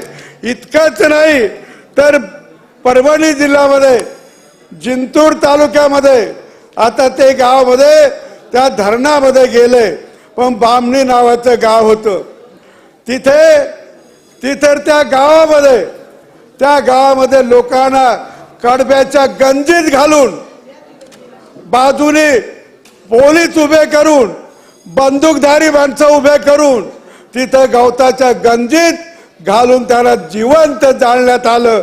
तेही नावं पाहिजे असे माझ्याकडे आहेत. आणि म्हणून या सगळ्या देशपांडे मंडळी ती सगळी होती, विठ्ठलराव देशपांडे, राम देशपांडे वगैरे सगळी मंडळी त्याच्यात होती. आणि म्हणून अशा प्रकारचा अन्याय हा त्यावेळेला या निजामाने केले. त्याची कोणी वाच्यता केली नाही.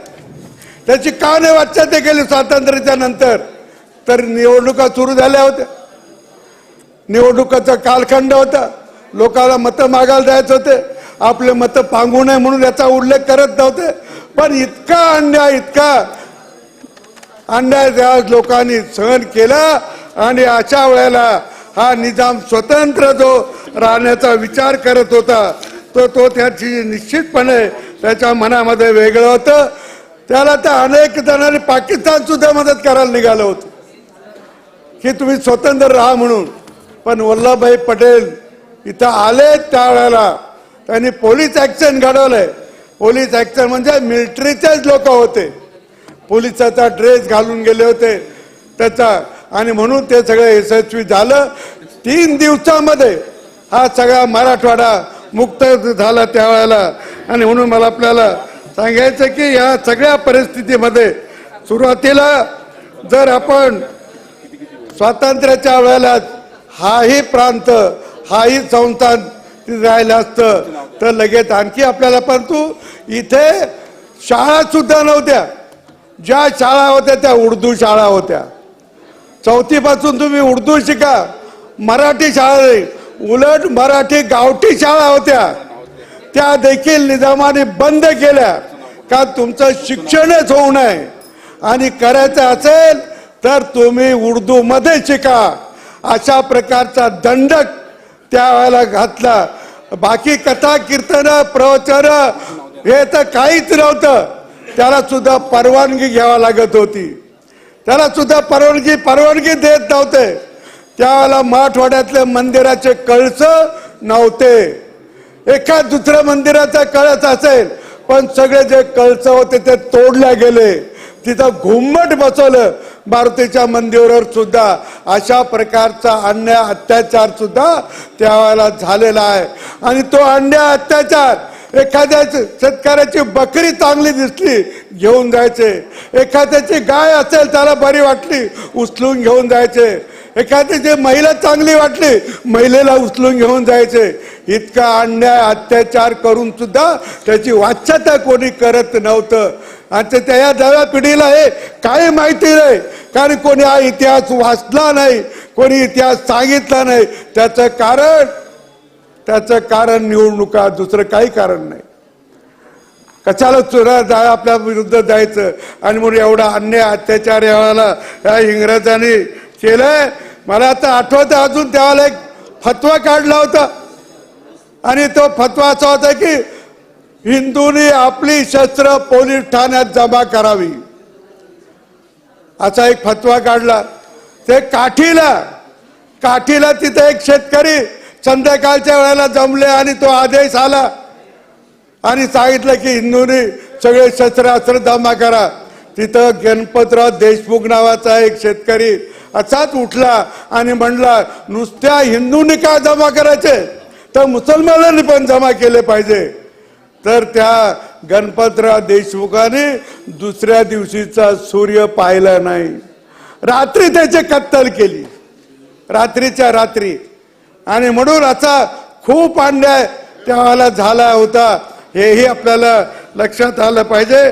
अशा या अन्याय आणि अत्याचारी आमच्या या निजामाचं त्यावर्षी त्यांनी जवळपास 250 वर्ष 224 वर्ष राज्य केलं. तोही दिल्लीहून आला होता, तो इथं नव्हता. इथल्याच एका मुसलमानाच्या विरुद्ध त्यांनी लढाई केली.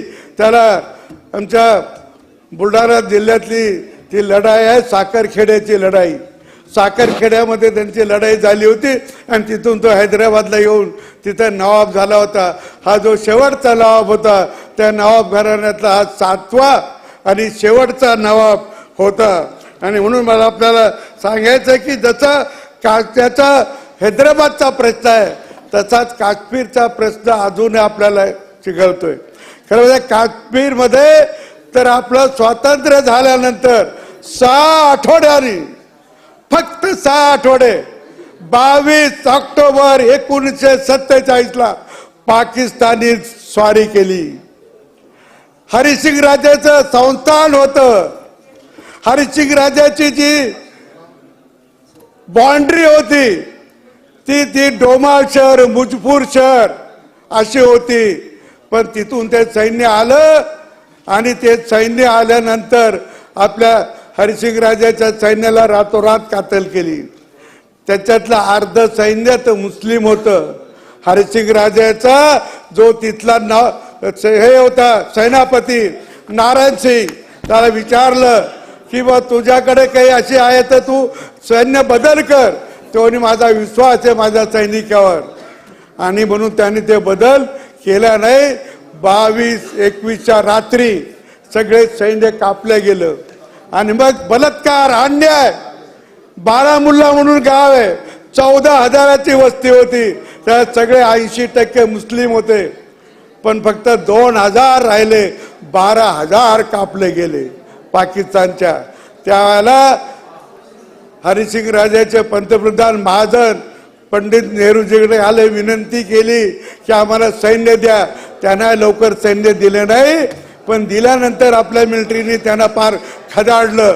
पण लॉर्ड माउंटबॅटनने तारा पाठवल्या आपल्या सैन्याला, तुम्ही पुढे जाऊ नका, पुढे जाऊ नका, पुढे जाऊ नका. आणि जिथं सैन्य थांबलं ते LOC झालं आणि पाक व्याप्त काश्मीर तसाच राहिला. दुर्दैवाने जर इथे घडलं असतं तर भारताच्या मध्यभागी हा एक कॅन्सर राहिला असता, हैदराबाद संस्थान. आणि म्हणून ते आपल्या भारतीय सैन्याने आणि मराठवाड्याच्या हजारो लोकांनी, लाखो लोकांनी जो काही त्याग केला, जे काही बलिदान केलं, त्याच्यातून आपला हा मराठवाडा स्वतंत्र झाला. मी पुन्हा एकदा या सर्व स्वातंत्र्यवीरांना आणि त्या हुतात्म्यांना मनापासून अभिवादन करतो. थांबतो. धन्यवाद. सन्माननीय सदस्य भास्कर जाधव. सन्माननीय अध्यक्ष महोदय,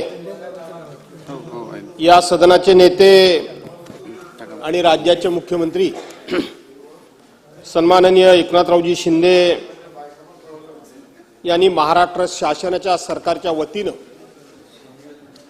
मराठवाडा मुक्ती संग्रामाचा जो अमृत महोत्सवी वर्ष आहे आणि त्या मराठवाडा मुक्ती संग्रामामध्ये ज्यांनी ज्यांनी म्हणून हौतात्म्य पत्करलं, ज्यांनी ज्यांनी म्हणून आपल्या संसारावर त्या ठिकाणी तुळशी पात्र ठेवली आणि आज आपण सगळी मंडळी ज्या मराठवाड्याचे म्हणून वावरतो आहोत, मिरवतो आहोत, त्यांनी काय काय बलिदान दिलं, त्यांचं काय काय योगदान होतं, याचं कुठेतरी पुण्यस्मरण व्हावं आणि त्यांचं स्मरण करून त्यांना या महाराष्ट्र सरकारच्या वतीनं किंबहुना 288 आमदारांचं सभागृह आहे, म्हणजे जवळजवळ या महाराष्ट्रातल्या 12.5-13 कोटी जनतेच्या वतीनं त्यांना अभिवादन करावं, त्यांच्यासमोर नतमस्तक व्हावं, अशा एका उदात्त हेतूनं हा प्रस्ताव सभागृहासमोर आलाय आणि त्याला समर्थन देण्याकरता, त्याला पाठिंबा देण्याकरता आणि त्याचबरोबर या सगळ्या मराठवाडा मुक्ती संग्रामातील हुतात्म्यांना अभिवादन करण्याकरता म्हणून मी माझ्या पक्षाच्या वतीनं या ठिकाणी उभा आहे. अध्यक्ष महोदय, माननीय मुख्यमंत्री महोदयांनी हा प्रस्ताव मांडताना सांगितलं की आपल्या देशाला स्वातंत्र्य मिळालं 15 ऑगस्ट 1947 साली. राज्याचे माजी मुख्यमंत्री आदरणीय अशोकरावजी चव्हाण त्यांनी त्या ठिकाणी समर्थन देताना त्यांनी देखील ते 15 ऑगस्ट 1947 साली आपल्या देशाला स्वातंत्र्य मिळालं आणि त्याच वेळेला मराठवाडा हा सुद्धा हैदराबाद संस्थानमधून हा आपल्या एकत्रित महाराष्ट्रामध्ये कशा पद्धतीनं सामील झाला पाहिजे याकरता म्हणून ज्यांनी ज्यांनी म्हणून त्यावेळेला दिलेलं योगदान याचा उल्लेख केला. आदरणीय नानांनी तर त्यांच्या वयामानानुसार, त्यांच्या अनुभवानुसार त्या त्या काळामध्ये घडलेल्या बऱ्या वाईट घटना, या घटना सभागृहासमोर आणल्या. अध्यक्ष महोदय, हे अशा प्रकारचे प्रस्ताव सभागृहामध्ये वारंवार येतच असतात, मग कारणं वेगवेगळी असतील आणि ते आले पाहिजे. आपल्याला आपला इतिहास हा माहिती असला पाहिजे. सर्वसाधारणपणे सद्य परिस्थिती, आपल्या भोवतालची परिस्थिती, आपल्या भोवतालची नेतृत्व, आपल्या भोवतालचे राज्यकर्ते आणि तुमच्या माझ्यासारखे लोकप्रतिनिधी, ही त्यांची फक्त सद्य परिस्थिती आपण बघतो आणि आपली तरुण पिढी आपल्याकडे बघून ते स्वतःचं मूल्यमापन करतात, स्वतःचं मूल्यमापन करतात. आपण बऱ्याच वेळेला आपल्या पूर्वजांबद्दल अशा प्रकारचा कधी कधी प्रश्न विचारतो, अशा प्रकारचे भावना व्यक्त करून घेतो. त्यांनी काय केलं? त्यांच्यापेक्षा आम्ही कितीतरी काहीतरी खूप मोठं काम केलं, खूप मोठा पराक्रम केला, खूप मोठं त्यांच्यापेक्षा अतिशय उज्ज्वल अशा प्रकारची कामगिरी आम्ही केली. हे आम्ही स्वतःच मूल्यमापन हे स्वतःच्याच कर्तबगारीबरोबर करतो. त्यामुळं आम्ही खूप छोटे आहोत की मोठे आहोत हे आम्हाला कळत नाही. आपल्याला हे जर कळायला पाहिजे असेल तर आपला पूर्व इतिहास आपल्याला कळायला हवा. आपला पूर्व इतिहास आपल्याला माहिती असायला पाहिजे. आज मराठवाडा मुक्ती संग्रामाच्या निमित्तानं आपण ही उजळणी करणार आहोत, हा इतिहासाची आपण त्या ठिकाणी आठवण करणार आहोत. गोवा मुक्ती संग्राम असेल, मुंबई आणि मुंबईसह म्हणजे संयुक्त महाराष्ट्र झाला पाहिजे. त्या आंदोलनामध्ये 106 हुतात्म्यांनी पत्करलेलं हौतात्म्य असेल. आपल्या देशाला स्वातंत्र्य मिळालं, आपण सातत्यानं सांगतोय की आपण देशाला स्वातंत्र्य मिळालं हे 15 ऑगस्ट 1947 साली मिळालं आणि देशाच्या वतीनं अमृत महोत्सवी वर्ष म्हणून आपण संपूर्ण देशामध्ये या अमृत महोत्सवाचा आनंदोत्सव साजरा करतोय. देशाचे पंतप्रधान माननीय नरेंद्रभाई मोदी त्यांनी त्याच्यामध्ये 1 वर्षाची वाढ केलेली आहे. पण अध्यक्ष महोदय, आपल्या समोर कधी कधी इतिहास काय मांडला जातो अध्यक्ष महोदय? कधी कधी माझ्यासारखे एखादा मला पुरस्कार मिळाला, एखादं मला मंत्रिपद मिळालं, एखादी मला जागा मिळाली की कधी कधी तो पुरस्कार मिळावा म्हणून काही लोक सांगतात की या देशाला खऱ्या अर्थानं स्वातंत्र्य मिळालं ते 2014 साली स्वातंत्र्य मिळालं म्हणून सांगतात. एका बाजूला आपण देशाच्या स्वातंत्र्याचा अमृत महोत्सवी वर्ष साजरं करतो आणि दुसऱ्या बाजूला ज्यांना ह्या देशाचा इतिहासच माहित नाही, कोणाच्या बलिदानातून कोणाच्या त्यागातून आम्हाला आमचं स्वातंत्र्य मिळालं हेच आम्हाला माहित नाही. आणि म्हणून आम्हाला कुणीतरी काहीतरी एखादा पुरस्कार दिला, कुणीतरी एखादी उमेदवारी दिली, कुणीतरी एखादं आमचं काम केलं की त्या दिवशी तेच खरं स्वातंत्र्य मिळालं किंवा तोच खरा नेता आणि तेच खरं युद्ध, तोच खरा त्याग हे आपण समजतो. आणि असं समजणं हे देशहिताच्या दृष्टीनं, राष्ट्रीयत्वाच्या दृष्टीनं, देशभक्तीच्या दृष्टीनं आपल्याला आपल्या पूर्वजांबद्दल त्या ठिकाणी आदर भावना निर्माण होण्याच्या दृष्टीनं उचित नाही. आणि म्हणून अशा प्रकारचे प्रस्ताव ज्या वेळेला येतात त्याच वेळेला खऱ्या अर्थानं आपल्याला आता मराठवाडा मुक्ती संग्रामाबद्दल आपण इथे चर्चा करतो.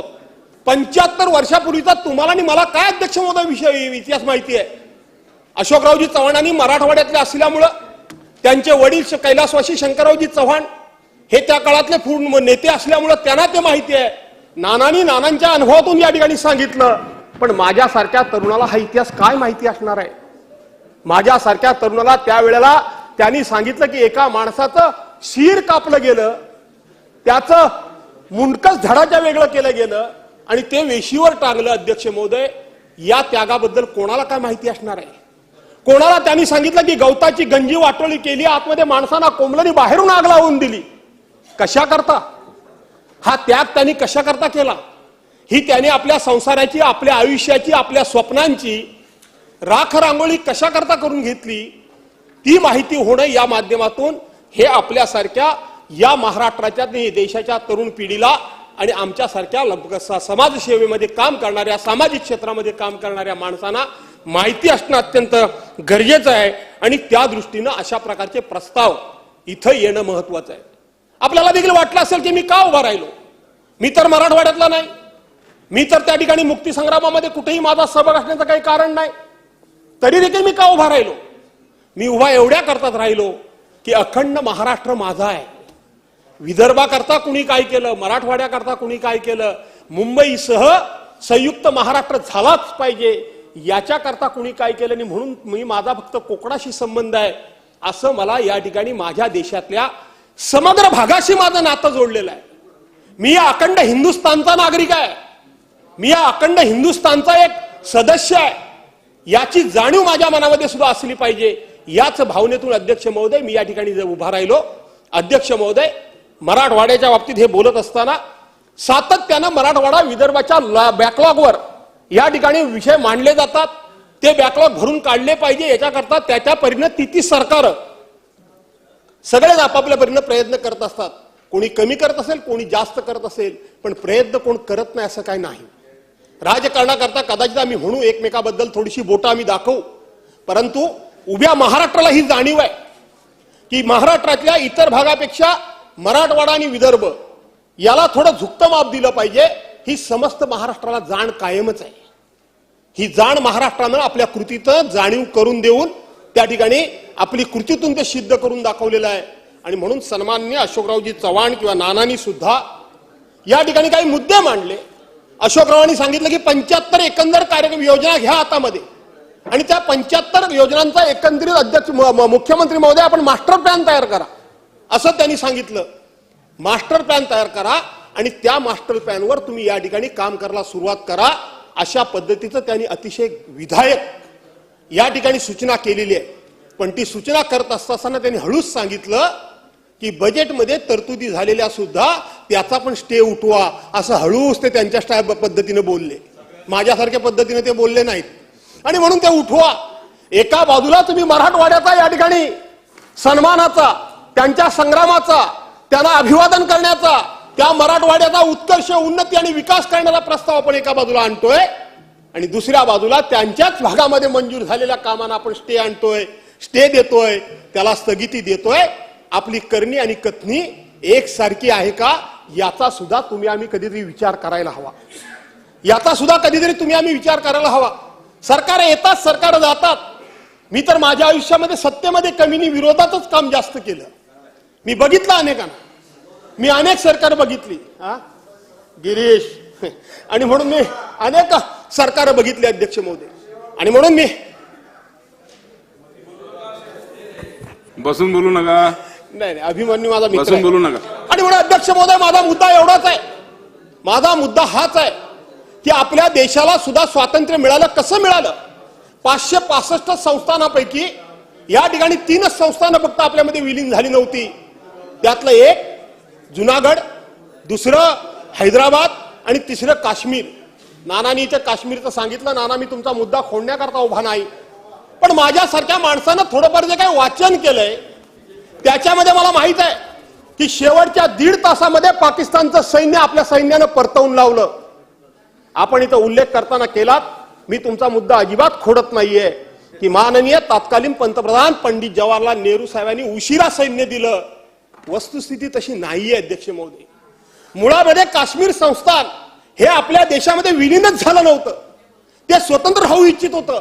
ज्या वेळेला पाकिस्तानने आपल्यावर चढाई केली, लढाई केली, हल्ला केला आणि अगदी शेवटच्या क्षणाला की आता संपूर्णपणे काश्मीर हे पाकिस्तान गिळंकृत करणार, त्यावेळेला शेवटच्या 1.5 ते 2 तासामध्ये राजा हरिसिंगांनी मान्यता दिली की माझं संस्थान मी या देशाला जोडायला तयार आहे. जर ते संस्थान माझ्या देशामध्येच नाही, त्यांनी मान्यताच मला दिली नाही, तर मी माझं सैन्य देणार कसं? आणि म्हणून जेव्हा मान्यता दिली तात्काळ, त्यावेळेला आपण तुम्हीच सांगितलं की 6 आठवडे फक्त देश स्वतंत्र होऊन 6 आठवडे झाले होते आणि 6 आठवड्यामध्ये सुद्धा पाकिस्तानला त्यावेळेला बाजूच्या राष्ट्रांची पुरेपूर मदत होती. चीनची सुद्धा त्यावेळेला मदत होती. आपल्याकडे एक साधी सुई सुद्धा तयार होत नव्हती. आपल्याकडे त्यावेळेला कुठल्याही प्रकारचे बॉम्ब गोळे, तोप गोळे, कुठल्याही प्रकारचं त्या ठिकाणी विमानतळ वगैरे, जे आज देशामध्ये कुठलाही देश आपल्यावर जर आक्रमण केलं तर त्याला अद्यावत शास्त्रज्ञाच्या ताकदीवर आपण तोंड देऊ शकतो. त्यावेळेला आपल्या देशामध्ये काय होतं?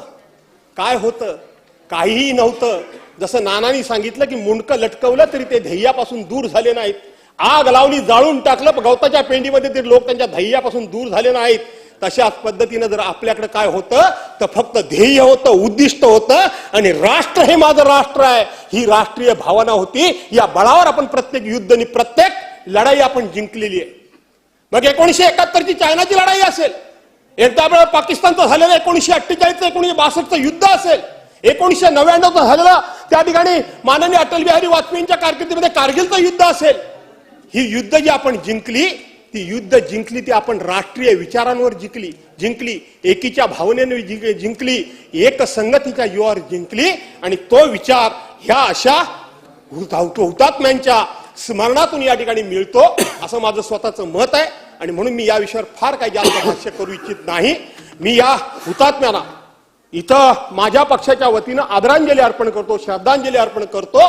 आणि त्यांच्या शौर्याचा, त्यांच्या त्यागाचा, त्यांच्या राष्ट्रभक्तीचा, त्यांच्या हिमतीचा आणि त्यांच्या जिद्दीचा एक अंश जरी माझ्यासारख्या कार्यकर्त्याच्या मनामध्ये निर्माण झाला आणि कृतीमध्ये उतरला तरी मी स्वतःला भाग्यवान समजेन. अशा प्रकारच्या भावना व्यक्त करून या प्रस्तावाला पाठिंबा देऊन थांबतो. जय हिंद, जय महाराष्ट्र. सन्माननीय धनंजय मुंडे. हा ठीक आहे, बोला बोला. अध्यक्ष महोदय, आपण आहात आणि सन्माननीय मुख्यमंत्री सुद्धा सभागृहामध्ये आहे. एकंदर मुंबई आणि उपनगरामध्ये जो पाऊस आता चालू आहे त्यामुळे वाहतूक व्यवस्था पूर्णपणे नवी मुंबई आणि सगळ्या परिसराची कोलमडलेली अशा प्रकारचं मला माहिती मिळालेली. स्वतः माननीय मुख्यमंत्री इथं उपस्थित आहेत. सभागृह आहेच, परंतु सभागृहामध्ये आपल्याला मदत करण्याकरता येणारे खूप मोठे अधिकारी कर्मचारी वर्ग सुद्धा खूप उपनगर आणि सगळ्या भागातून येतो. आपण माहिती घ्यावी रीतसर आपल्या यंत्रणेकडून आणि जर योग्य निर्णय कदाचित आपल्याला घेण्याची पाळी असेल, गरज असेल तर तशा प्रकारचा निर्णय घ्यावा. नोंद घ्यावी. नोंद घेतली आणि संबंधितांना तशा सूचना देते. मुंबई उपमहानगरामध्येच नाही तर संपूर्ण महाराष्ट्रामध्ये ही परिस्थिती आहे. गडचिरोली, चंद्रपूर अशा अनेक जिल्ह्यामध्ये पूर्ण रस्ते बंद झालेत. शेती हंगामात पाणी घुसलेलं आहे, अनेक भागामध्ये आहे, पूर्ण संपूर्ण महाराष्ट्रामध्ये आहे. आणि त्याच्यामुळे शासनाने याच्यामध्ये तातडीने लक्ष देणं हाच त्याच्यातला महत्वाचा भाग आहे. मुख्य सचिवांच्या मार्फत सर्व जिल्हाधिकाऱ्यांना तशा सूचना सकाळी दिलेल्या आहेत. कुठेही काही अडथळा येणार नाही. आवश्यक त्या मदतीचं सर्व नियोजन केलेलं आहे. त्यामुळे बिलकुल हा आवश्यकता पडेल ते आपण सर्व करू. सन्माननीय सदस्य धनंजय मुंडेजी. अध्यक्ष महाराज, यंदाचं वर्ष मराठवाडा मुक्ती संग्रामाचं अमृत महोत्सवी वर्ष आहे. या निमित्तानं सर्वप्रथम मराठवाडा मुक्ती संग्रामातील सन्माननीय स्वातंत्र्य सैनिकांना, वीर हुतात्म्यांना अभिवादन करण्यासाठीचा प्रस्ताव राज्याचे आदरणीय मुख्यमंत्री शिंदे साहेबांनी या सभागृहात मांडला. नक्कीच या प्रस्तावाला सभागृहाचा एकमुखी पाठिंबा असेलच याची माझ्या मनामध्ये तीळ मात्र शंका नाही. मी देखील राज्य सरकारच्या वतीनं सत्तारूढ पक्षाच्या राष्ट्रवादी काँग्रेस पक्षाच्या राज्यातील 13 कोटी जनतेच्या वतीनं व मराठवाड्यातील सुपुत्र म्हणून मराठवाडा मुक्ती संग्रामातील हुतात्मा वीरांना, स्वातंत्र्य सैनिकांना या ठिकाणी अभिवादन करतो. मराठवाडा मुक्ती सैनिकाच्या कुटुंबियाच्या प्रती कृतज्ञता व्यक्त करतो आणि या अभिवादनाच्या प्रस्तावाला या ठिकाणी पाठिंबा व्यक्त करतो आहे.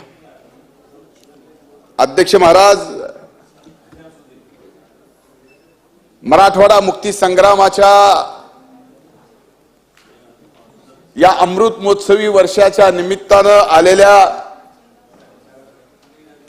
अभिवादनाच्या या प्रस्तावाला पाठिंबा देत असताना, बोलत असताना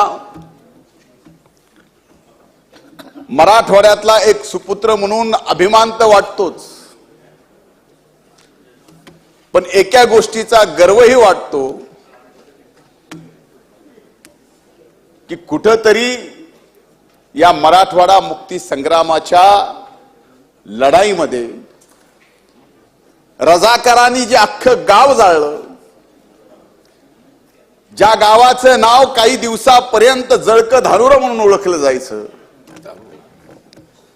तालुका कळंब,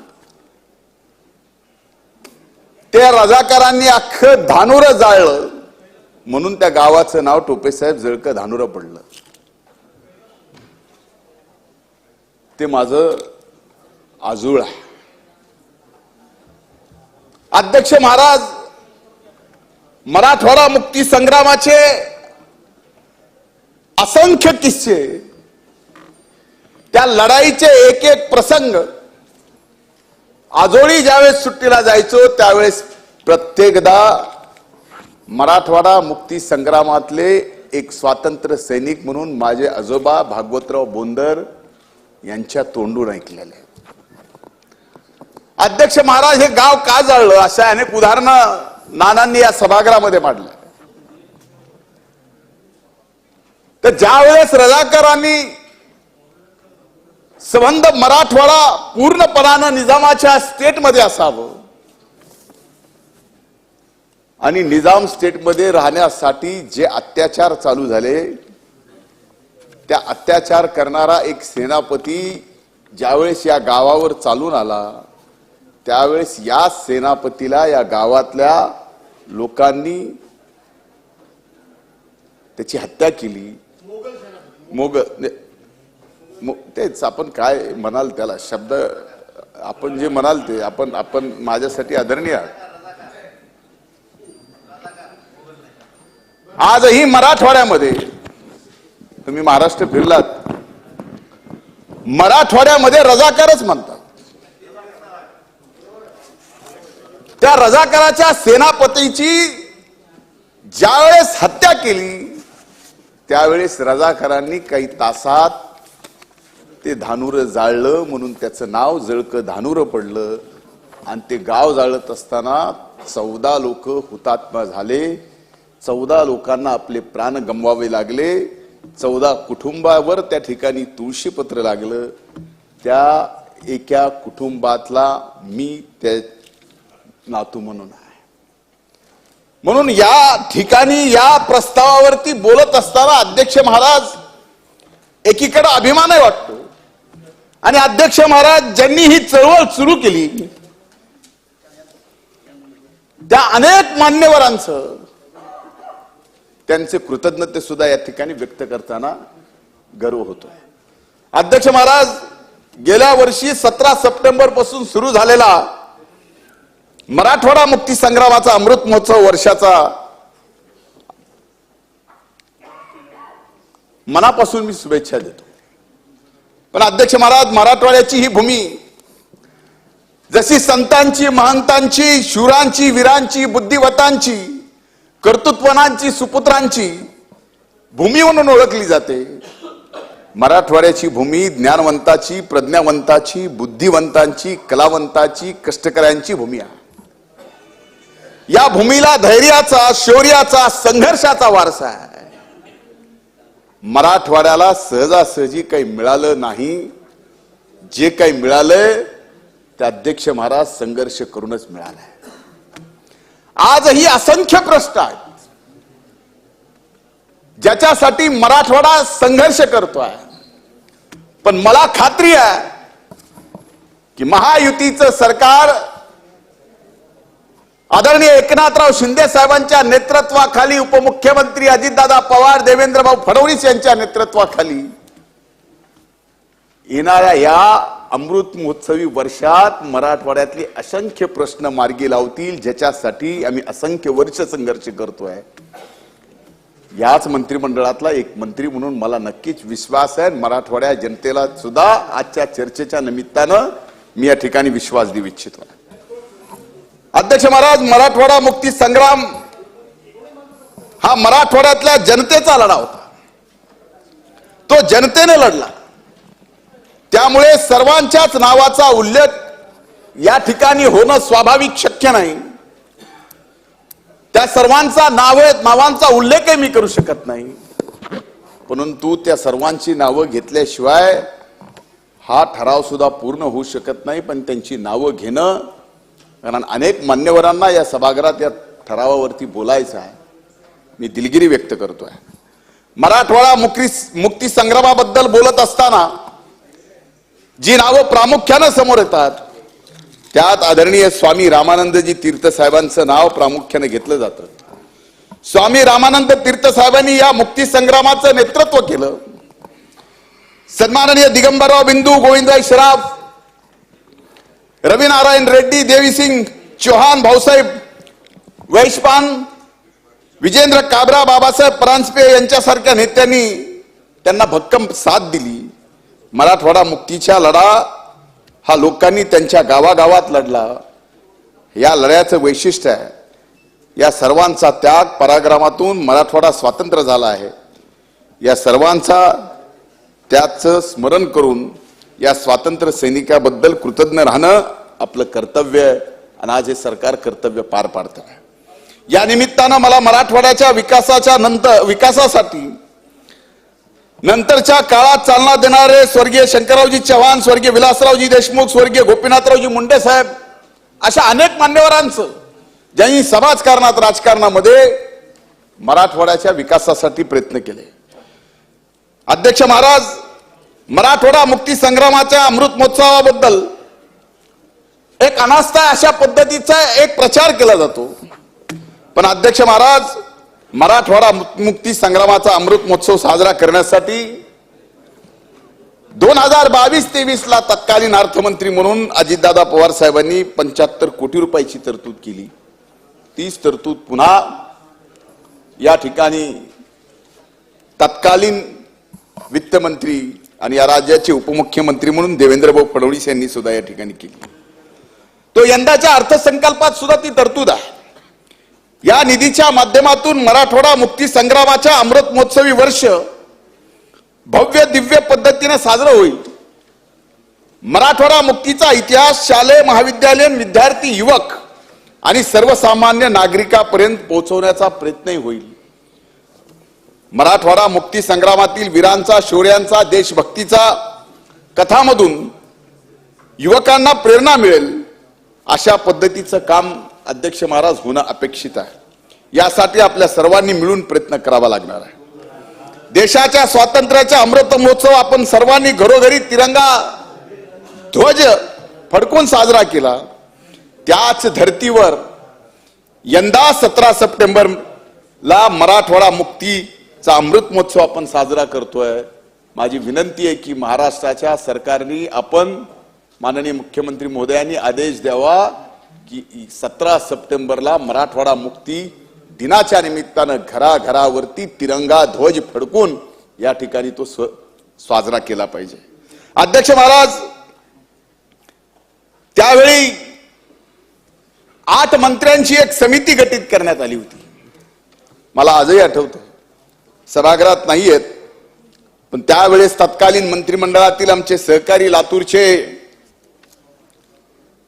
सन्माननीय अमित भैया देशमुख आणि असे इतर 7 असे मिळून 8 मंत्र्यांची समिती गठीत केली होती.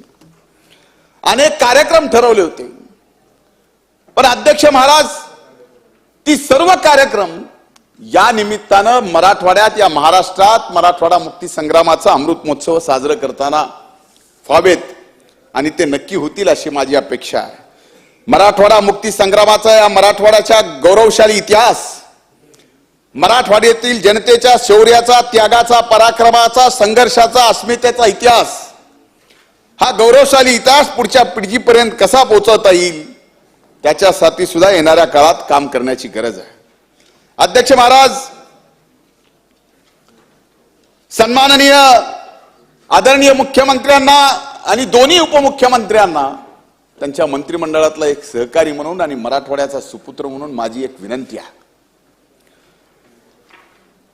की मागच्या वेळी हैदराबाद मुक्ती संग्राम दिनाच्या निमित्तानं देशाचे महामहिम पंतप्रधान नरेंद्रभाई मोदी यांच्या उपस्थितीत हैदराबादला झाला. या वर्षीही आपण सर्वजण मराठवाडा मुक्ती संग्रामाचा कार्यक्रम देशाचे महामहिम आदरणीय पंतप्रधान नरेंद्रभाई मोदी यांच्या उपस्थितीत मराठवाड्यात व्हावा आणि त्यासाठी माननीय मुख्यमंत्र्यांनी, उपमुख्यमंत्र्यांनी या ठिकाणी त्यांचा वेळ घ्यावा. आपण सगळ्यांनी प्रयत्न केल्यावर मला नक्कीच खात्री आहे ते सुद्धा मराठवाड्याचा या ठिकाणी मुक्ती संग्रामाच्या या शौर्याला नतमस्तक होण्यासाठी मराठवाड्यामध्ये नक्कीच येतील. आणखीन एक मागणी या निमित्तानं अध्यक्ष महाराज मी माननीय मुख्यमंत्री महोदयांना करू इच्छितो की या मराठवाडा मुक्ती संग्रामाचा अमृत वर्ष साजरं करत असताना आदरणीय मुख्यमंत्री महोदयांनी लक्षपूर्वक ऐकावं की एक मंत्रिमंडळाची बैठक छत्रपती संभाजीनगरला आपण या ठिकाणी घ्यावी ही मनापासून मागणी मी या निमित्तानं करतो. ती एक मंत्रिमंडळाची बैठक जर झाली तर मला खात्री आहे की आपण रात्रंदिवस 12 कोटी जनतेसाठी कष्ट घेताय, तर आपण एक मंत्रिमंडळाची बैठक जर त्या ठिकाणी मराठवाड्यात छत्रपती संभाजीनगरला घेतली तर मराठवाड्याचे असंख्य प्रश्न मार्गी लागल्याशिवाय राहणार नाहीत. हा विश्वास मी या निमित्तानं या ठिकाणी व्यक्त करतोय. अध्यक्ष महाराज, आपल्या माध्यमातून राज्यातील जनतेला, सर्व राजकीय पक्षांना माझी विनंती आहे, हा ठरावावर बोलत असताना खरं तर मराठवाडा मुक्ती संग्रामाच्या पलीकडे दुसरं कटलं काय बोललं नाही पाहिजे. मी आदरणीय अशोकराव चव्हाण साहेबांचं या ठिकाणी भाषण ऐकलं. अतिशय पद्धतशीरपणानं मराठवाडा मुक्ती संग्रामाच्या बाबतीत ते बोलले. बोलत असताना कुठल्याही बाबतीमध्ये त्यांनी कसलाही एकही वाक्य आक्षेपार्ह बोलले नाही. हे खरं मराठवाड्याचं, मराठवाड्याबद्दल मराठवाड्यातील सुपुत्राचं प्रेम आम्हाला प्रेरणादायी आहे. पण या ठिकाणी काही जणांचं भाषण मी ऐकलं, त्यांनी मराठवाड्याबद्दल प्रेम व्यक्त केलं, पण अध्यक्ष महाराज प्रेम व्यक्त करत असताना त्याच्यात सुद्धा राजकारण आणून राजकीय आकस सत्ता पक्षावरती आणणं. अध्यक्ष महाराज, हे मराठवाडा मुक्ती संग्रामाच्या अमृत महोत्सवी वर्षाच्या निमित्तानं या राज्याच्या सार्वभौम सभागृहात माननीय मुख्यमंत्र्यांनी ज्यावेळेस 12 कोटी जनतेच्या वतीनं ठराव आणला असेल त्यावेळेस असं भाषण होणं, त्याला कुठलीही मावशी म्हणा, पण अध्यक्ष महाराज, माझ्यासारख्या मराठवाड्यातल्या त्यातल्या त्यात मराठवाडा मुक्ती संग्रामाच्या चळवळीमध्ये कुठेतरी एक मागची पिढी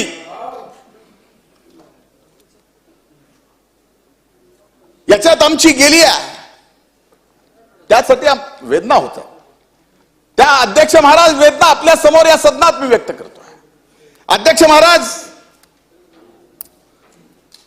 माझी एकच विनंती आहे या सदनाला की खऱ्या अर्थानं आजही आपण म्हणतोय की मराठवाडा मागासलेला आहे, पण कमीत कमी मराठवाडा मुक्ती संग्रामाचा अमृतोत्सवी वर्ष साजरं करत असताना आपला सर्व राजकीय अभिनिवेश बाजूला ठेवून, सर्व राजकीय भावना बाजूला ठेवून, सर्व पक्षांनी, सर्व विचारांनी एकत्र येऊन उभ्या महाराष्ट्रामध्ये हा मराठवाडा मुक्ती संग्रामाचं वर्ष अतिशय वैभवशालीरित्या या ठिकाणी साजरं करावं, एवढीच एक माफक अपेक्षा मी आपल्या मार्फत या सदनाला करू इच्छित आहे. मराठवाडा मुक्ती संग्रामाचा अमृत महोत्सव साजरा करत असताना मराठवाड्याच्या विकासाकडे या पुढच्या काळात अधिक लक्ष देण्याची नक्कीच गरज आहे. अध्यक्ष महाराज, काही महत्वाकांक्षी गोष्टी होणं आवश्यक आहे. म्हणून ज्या वेळेस या ठरावाच्या नंतर कधीतरी हे अधिवेशन संपायच्या अगोदर अपेक्षा एवढीच आहे की राज्य सरकारच्या वतीनं एक मंत्रिमंडळाची बैठक ज्यावेळेस आपण छत्रपती संभाजीनगरला घ्याल त्यावेळेस अनेक मराठवाड्याच्या महत्वाकांक्षी योजनेचा सुद्धा आपण घोषणा कराल, जे आपल्या मनात आहे की मराठवाड्याचा विकास करायचा. आपण या ठिकाणी अमृत वर्ष साजरं करत असताना येणाऱ्या 5-7 वर्षात मराठवाड्यातल्या असंख्य वर्षापासूनच्या मागण्या पूर्ण होतील आणि हे सरकार करू शकते. शिंदे साहेबांच्या नेतृत्वाखाली हा विश्वास मी या निमित्तानं व्यक्त करतो. अध्यक्ष महाराज, मी ज्यावेळेस जळक्या धानुऱ्याला, आज त्या धानुऱ्याला देव धानुरा म्हणलं जातं, नाव बदललं आहे,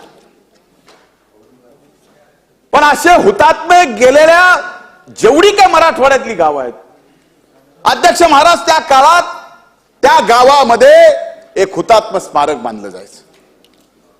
आम्ही ज्यावेळेस आजोळी जायचो सुट्टीला लहान असताना, त्यावेळेस अर्धा दिवस जर आमचा कुठं जायचा तर त्या हुतात्मा स्मारकाच्या आजूबाजूच्या परिसरामध्ये खेळत असताना.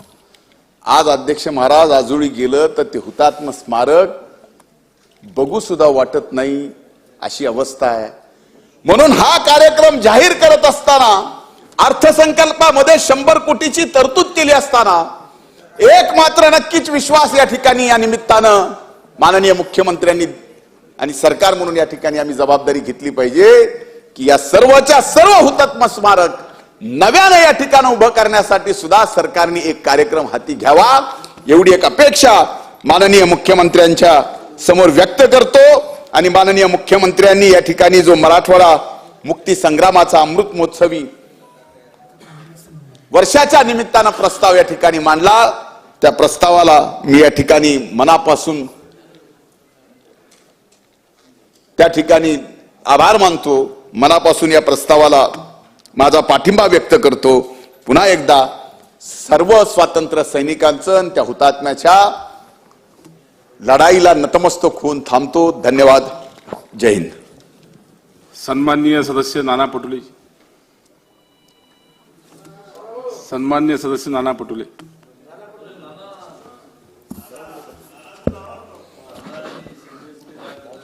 अध्यक्ष महाराज, मराठवाडा मुक्ती संग्रामाचा अमृत महोत्सव आपण आज साजरा करतोय अध्यक्ष महाराज. आणि आदरणीय आमचे नेते अशोक चव्हाण साहेबांनी याची सुरुवात केली. आमचे नाना बागडे साहेब असतील, आता धनंजय मुंडे साहेब असतील, यावर विस्तृत त्यांनी याच्यावरचं भाषण केलं अध्यक्ष महाराज. पण खरं तर अध्यक्ष महाराज, या ठिकाणी अनेक महापुरुषांचं बलिदान झालं. पण ज्यावेळेस निजामापासून याला मुक्ती आपल्याला द्यायची होती, त्यावेळेस आपल्या देशाला स्वातंत्र्य तर आपल्याला पहिले मिळालं होतं, पण हा जो भाग होता अध्यक्ष महाराज, हा पारतंत्र्यातच होता. आणि मग सरदार वल्लभभाई पटेलांनी ज्या पद्धतीची ती भूमिका त्या ठिकाणी निभावली, ती खऱ्या अर्थानं महत्वाची आहे. मगाशी काश्मीरचा उल्लेख झाला अध्यक्ष महाराज. मराठवाड्याचा म्हणजे हा निजामाचा हा भाग जो होता त्याला त्याच्यातून मुक्त करायचा भाग होता. आणि सरदार वल्लभभाई पटेलजींनी ती काही भूमिका निभावली, ती खऱ्या अर्थानं महत्वाची होती अध्यक्ष महाराज. आणि त्या दृष्टिकोनातून आपल्याला या सगळ्या गोष्टीतून काही गोष्टी शिकायच्या असतात अध्यक्ष महाराज. काटा काढायचा असतो पण त्याला दुःख लागला नाही पाहिजे असं आपल्याकडे एक मन आहे. त्या पद्धतीची भूमिका त्या काळामध्ये सरदार वल्लभभाई पटेलांनी केली. कारण की जागतिक पातळीवरही या सगळ्या गोष्टीचं एक मोठं बवंडर होऊ शकत होतं. ज्या पद्धतीनं सैन्य पाठवले पण ते पोलिसांची कारवाई दाखवली आणि त्या निजामाला समजवून त्या भागाला मोकळं करून त्याला स्वातंत्र्य मिळवून देऊन या पद्धतीचं एक काम त्यावेळेस सरदार वल्लभभाई पटेलांनी केलं. आणि तो दिवस आपण आज साजरा करतोय. त्याला अमृत महोत्सव म्हणून आज आपण साजरा करायला इथं जो प्रस्ताव माननीय मुख्यमंत्र्यांनी मांडला त्याला मी समर्थनच करतो अध्यक्ष महाराज. पण यामध्ये आपण पाहिलं की हा सगळा भाग हा शेतकऱ्यांचा भाग आहे अध्यक्ष महाराज, कष्टकरी मेहनत्यांचा भाग आहे अध्यक्ष महाराज. निसर्गाने भरपूर दिलेलं या भागाला अध्यक्ष महाराज. आपण पाहिलं की आता ह्या भागामध्ये कापूस होतो. आता कापसाची परिस्थिती आपण पाहिली तर कापूस अजूनही शेतकऱ्यांच्या घरीच पडलेला आहे बागडे साहेब. कारण की त्याला जे काही भाव पाहिजे तो भाव मिळत नाही, खर्च जास्त झाला. आखरी नुसतं स्मारक बांधून आपले प्रश्न सुटणार नाही. तर खऱ्या अर्थानं स्मारकही आपल्याला पाहिजे, कारण की नवीन पिढीला त्यांची प्रेरणा त्या माध्यमातून गेलीच पाहिजे. पण खऱ्या अर्थानं त्या भागातल्या मग तरुणांचा प्रश्न असेल, शेतकऱ्यांचा प्रश्न असेल, गरिबांचा प्रश्न असेल, त्या भागाच्या सर्वांगीण विकासाचा प्लॅन, एक मास्टर प्लॅन सरकारने मांडला पाहिजे अध्यक्ष महाराज. या उत्तरात आमच्या अपेक्षा एवढ्याच आहेत अध्यक्ष महाराज की हे फक्त चर्चा म्हणून या ठिकाणी राहता कामा नये. ज्या उद्देशाने हा मराठवाडा स्वातंत्र्याच्या नंतर आपल्याकडे आला, आपल्या महाराष्ट्रामध्ये सहभागी झाला, तर हा मराठवाडा त्याच पद्धतीने विकसित व्हावा ही संकल्पना आमची या माध्यमातून अध्यक्ष महाराज आहे. एक मोठा काळ याच्यामधून गेला. अजिंठा वेरूळ सारखं एक मोठं लेणी त्या भागामध्ये अध्यक्ष महाराज. मी जेव्हा खासदार होतो अध्यक्ष महाराज त्यावेळेस बीड जिल्ह्यात मला एक कार्यक्रम होता. मी बीड जिल्ह्याला दिल्लीवरून निघालो एअर इंडियाचं एकच फ्लाईट येत होतं, त्याची मुद्दाहून आठवण करून दिली पाहिजे अध्यक्ष महाराज. मी माझ्या पीएला दिल्लीमध्ये सांगितलं की बाबा तिकीट काढून ठेवशील, मला जायचं आहे औरंगाबादला आणि औरंगाबादून मला बीडला जायचं आहे. तर माझ्या पीएने तिकीट काढले अध्यक्ष महाराज, त्याचं 40,000 रुपये त्याची तिकीटची रेट होता. मी ज्या दिवशी जायचं त्या पहिल्या दिवशी पीएला विचारलं, त्यांनी सांगितलं साहेब 40,000 रुपयाचं तिकीट घेतलं. मी म्हटलं एवढं महाग कसं? ते म्हटलं साहेब त्या फ्लाईटला जागाच नव्हत्या. मी म्हटलं एवढे लोक कोण जातात? जेव्हा मी फ्लाईटला चढलो तर तिथं जापनीज आणि चायनीज पूर्ण फ्लाईटच ते भरलेलं होतं. मी जेव्हा फ्लाईटमध्ये गेलो अध्यक्ष महाराज, त्यावेळेस मला लक्षात आलं की मी चुकीच्या फ्लाईटमध्ये तर नाही आलो. पण मला तिथं सांगण्यात आलं की हेच औरंगाबादला फ्लाईट जाणार आहे. आणि जेव्हा मी तिथं चर्चा केली अध्यक्ष महाराज, तर मोठ्या प्रमाणात अजिंठा वेरूळला जागतिक पातळीवर लोक त्या ठिकाणी येतात अध्यक्ष महाराज. आजही आपण पाहिलं तर अजिंठा वेरूळला परिस्थिती फार काही चांगली असं नाही, रस्ते नाहीत त्या भागामध्ये. मोठ्या प्रमाणात आपल्याला चीन आणि जपान पण आपल्याला पैसे त्या भागाच्या विकासाला देतात. मधल्या काळात एक अधिकारी मला सांगत होते की ज्या रस्त्याला पैसे दिले होते ते चीनचा जो कोणी आला होता अधिकारी, आपल्या इथले कोणी अधिकारी होते, त्यांच्याबरोबर फिरत होते. विचारलं की आम्ही दिलेले पैसे कुठं खर्च केलेत, कुठल्या रस्त्यावर केलेत? आपण जातोय त्याच रस्त्यावर खर्च केले, त्या रस्त्याला गड्डेच होते. म्हणजे सांगायचं तात्पर्य असं की विकासाच्या दृष्टिकोनातून अजूनही मराठवाडा आपला मागं आहे. आज या ठिकाणी जसं मगाशी सांगितलं की धनंजय मुंडे साहेबांनी की त्या ठिकाणी कॅबिनेट व्हावी. कॅबिनेट अनेकदा झाल्यात, काही संभाजीनगरला कॅबिनेट झाल्या नाहीत असं काही म्हणायचंच नाही, अनेकदा झाल्यात. पण आताच्या ज्या कॅबिनेट झाली तर या कॅबिनेटच्या माध्यमातून मराठवाड्याच्या विकासाचं, गाव पातळीवरचं विकासाचं प्लॅन सरकारने त्या ठिकाणी ठेवावा, हीच अपेक्षा आहे. या अमृत महोत्सवामध्ये मराठवाड्याचा सर्वांगीण विकास व्हावा, हीच संकल्पना मराठवाड्यातल्या सगळ्या जनतेची आहे. तीच भूमिका आम्ही या ठिकाणी मांडतो आणि माझे 2 शब्द पूर्ण करतो. चला, सन्माननीय सदस्य राणा जगदीश सिंग.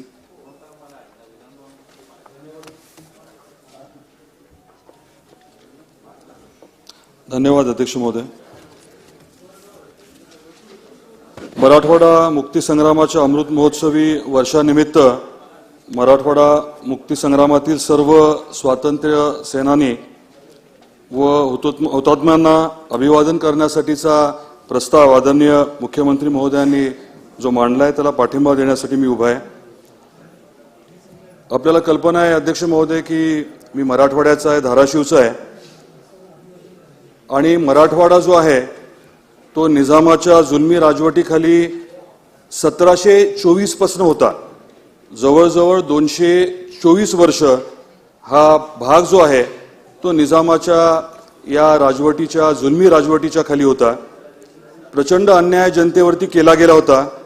आणि माझ्या आधीचे वक्त्यांनी जे सांगितलं त्याप्रमाणे आम जनतेवरती, खास करून शेतकऱ्यांवरती प्रचंड असा अन्याय केला जात होता. रजाकारांच्या माध्यमातून तर अन्यायाची, अत्याचाराची परिसीमा गाठली गेली होती. आणि अशा या परिस्थितीमध्ये मराठवाड्यातली जनता, आम नागरिक जो आहे तो संघटित व्हायला लागला. आर्य समाजाच्या माध्यमातून, हिंदू महासभेच्या माध्यमातून, स्टेट काँग्रेसच्या माध्यमातून सत्याग्रह करण्यात आला. आणि मग नंतर सशस्त्र देखील पद्धतीने लढा जो आहे तो सुरू करण्यात आला. आपल्याला सर्वांनाच कल्पना आहे की 1948 मध्ये सप्टेंबरच्या दरम्यान सरदार वल्लभभाई पटेल यांच्या निर्णयामुळे पोलीस ॲक्शन ऑपरेशन पोलो नावाची घेण्यात आली. आणि या ॲक्शनमध्ये मोठ्या प्रमाणामध्ये भारतीय सैन्य जे आहे ते 4-5 वेगवेगळ्या ठिकाणी हैदराबाद स्टेटच्या विरोधामध्ये लढण्यासाठी सज्ज झालं होतं. धाराशिव जिल्ह्यामध्ये नळदुर्ग हा जो भाग आहे तिथे अलियाबादचा एक पूल आहे, त्या बाबतीतलं मला आवर्जून आपल्या सर्वांना विषय जो आहे तो सांगायचा होता. तिथे सिख बटालियन जे आहे ते पोचलं होतं आणि सकाळी साधारण 4च्या सुमारास तिथे त्यांनी फायरिंग करायला सुरुवात केली काही 2 गाड्यांवरती. त्या गाड्यांमध्ये आलेले जे रजाकार आणि निजामाचं सैन्य होतं त्यांना तो पूल जो तो उडवायचा होता जेणेकरून मग भारतीय सेनेला पुढे येता येऊ नये. तिथे हवालदार बचित्तर सिंग नावाचे होते. त्यांनी त्या भागामध्ये लढा दिला आणि दुर्दैवाने त्यांचा तिथे मृत्यू झाला. परंतु ज्या ताकदीने शौर्याने ते लढले आणि इतर सैनिकांना देखील त्यांनी ज्या पद्धतीने लढायला प्रवृत्त केलं, त्यामुळे देशातला पहिलं अशोक चक्र जे आहे ते त्यांना देण्यात आलं होतं.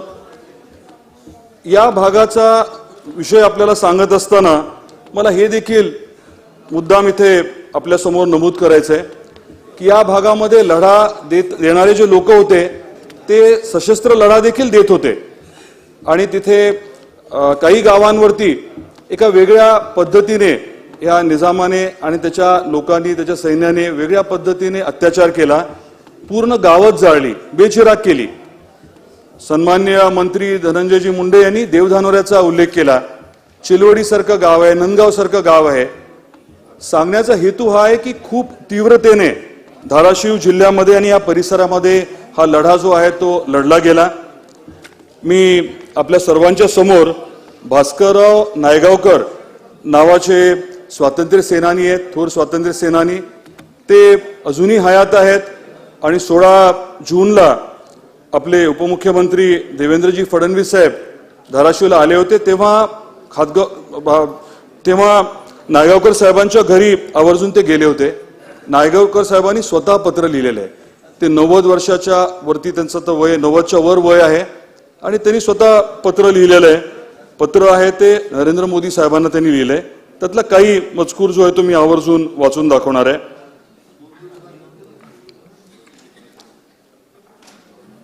ते असं म्हणतात, हैदराबाद मुक्ति संग्राम के आंदोलन में इस धाराशिव जिले के सामान्य लोग तथा स्वतंत्र सेनानियों ने अद्वितीय आंदोलन करके हैदराबाद में भी नेतृत्व किया था. इसके लिए सरदार वल्लभ भाई पटेल ने जो योगदान दिया है उसके बारे में और निजाम सरकार के विरुद्ध आर्य समाज ने जो कार्य किया है उसके बारे में नई पीढ़ी को पूर्ण प्रकार से ज्ञान न होने के कारण ही देशद्रोही प्रवृत्ति और उनको साथ देने वाले समाजद्रोही लोग अब भी कार्यरत है. त्यांनी त्यांची भूमिका मांडत असताना काही विषयांच्या बाबतीमध्ये अपेक्षा देखील व्यक्त केलेल्या आहेत. धाराशिव जिल्ह्यामध्ये केंद्रीय विश्वविद्यालय व्हावं अशी एक मागणी त्यांनी केलेली आहे. आदरणीय मुख्यमंत्री महोदयांच्या माध्यमातून ही मागणी पूर्ण होईल अशी अपेक्षा मी व्यक्त करतो. आपल्याला मी विनंती करणार आहे, आदरणीय मुख्यमंत्री महोदय, आपल्याला विनंती ही आहे की धाराशिवला या मराठवाडा मुक्ती संग्रामाच्या लढ्यामध्ये प्रचंड प्रमाणामध्ये लोक सहभागी झाले होते. मोठा लढा त्यांनी दिला, मोठा त्याग त्यांनी केला, अनेकांवरती प्रचंड अत्याचार झाला. इथे एक स्मारक व्हावं यासाठी देखील आम्ही प्रयत्नशील आहोत. मुख्यमंत्री महोदयांना आपल्या माध्यमातून विनंती आहे की आपण संभाजीनगरला, छत्रपती संभाजीनगरला स्मारक करताय, अगदी योग्य आहे. परंतु धाराशिव सारख्या ठिकाणी देखील जिथे लढा झाला, जिथे प्रत्यक्षात ऑपरेशन पोलो जी आहे त्याची कारवाई झाली, तिथे देखील एक वेगळं तिथे स्मारक व्हावं अशी मला विनंती करायची आहे. इतिहासातले काही 2-3 बाबी देखील मला मांडायच्या आहेत. आपण अमृत महोत्सव साजरा करत असताना थोडं मागे वळून इतिहासाकडे देखील बघायला हवं. इतिहास आपल्याला हे सांगतोय की या पूर्ण परिसरामध्ये काय दरडोई उत्पन्न जे आहे ते नेहमीच कमी राहिलेलं आहे आणि आपल्या भागाच्या या विकासाच्या अनुषंगाने आत्ताचं सरकार जी काही पावलं उचलतंय ते अजून ताकदीने आपल्याला पुढे नेणं गरजेचं आहे. इरिगेशन आणि वॉटर ग्रीडच्या बाबतीमध्ये निर्णय तर जाहीर झालेले आहेत, गतीने काम होणं अपेक्षित आहे. इंडस्ट्रीच्या बाबतीमध्ये इथे उद्योग निर्मितीच्या बाबतीत, रोजगार निर्मितीच्या बाबतीमध्ये देखील मोठ्या प्रमाणात अजून स्कोप आहे. त्यासाठी देखील काम व्हावं अशी मला विनंती करायची आहे. आणि माझ्या आधी जे वक्ते बोलले त्या विषयांबद्दल मी देखील आवर्जून आग्रह करणार आहे. मुख्यमंत्री महोदयांना आग्रह आहे की वर्षातनं एकदा तरी कॅबिनेटची बैठक जी आहे ती छत्रपती संभाजीनगरला व्हायला हवी.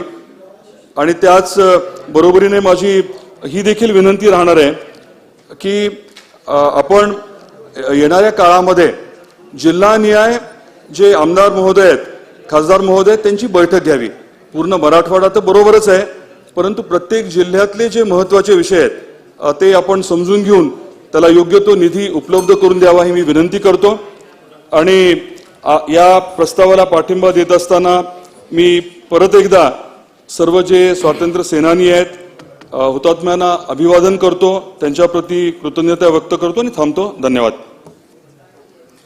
सन्माननीय सर्व सदस्यांना एक विनंती आहे की वेळेचं महत्त्व बघता त्यांनी जे मुद्दे जे सर्व आलेले आहेत तेच ते रिपीट होत आहे, तरी नवीन असेल तर ते मांडलं पाहिजे. आणि वेळेचं महत्त्व घेऊन आपल्याला चर्चा ही 5 वाजता संपवायची आहे. असल्या कारणाने वेळेचं महत्त्व करून आपण सर्वांनी मला सहकार्य करावं अशी मी सर्वांना विनंती करतो. यानंतरचं नाव आहे सन्माननीय सदस्य प्रकाश सोळंकी.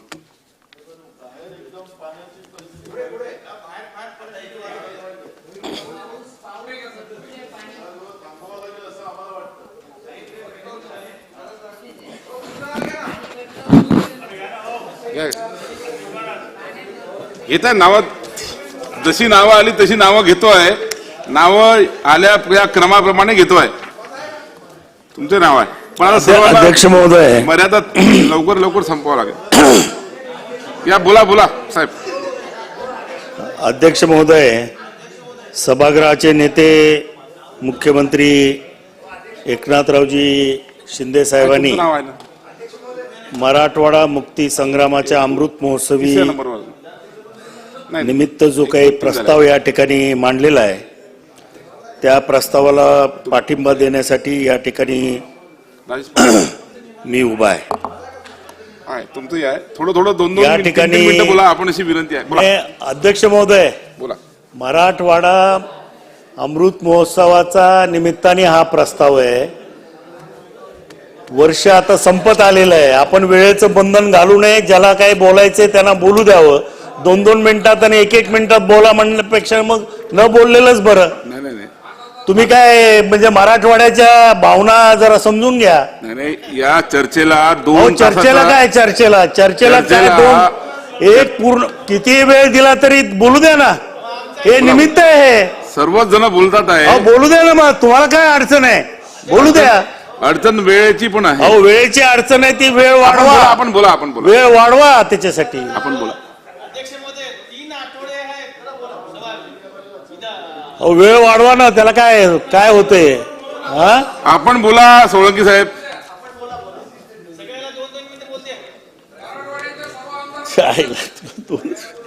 अध्यक्ष महोदय, या ठिकाणी जो प्रस्ताव मांडलेला आहे त्या प्रस्तावाला पाठिंबा देण्यासाठी या ठिकाणी मी उभा आहे. मराठवाडा मुक्ती संग्रामाच्या संदर्भात अनेक ज्येष्ठ सदस्यांनी या ठिकाणी तो इतिहास या ठिकाणी मांडलेला आहे.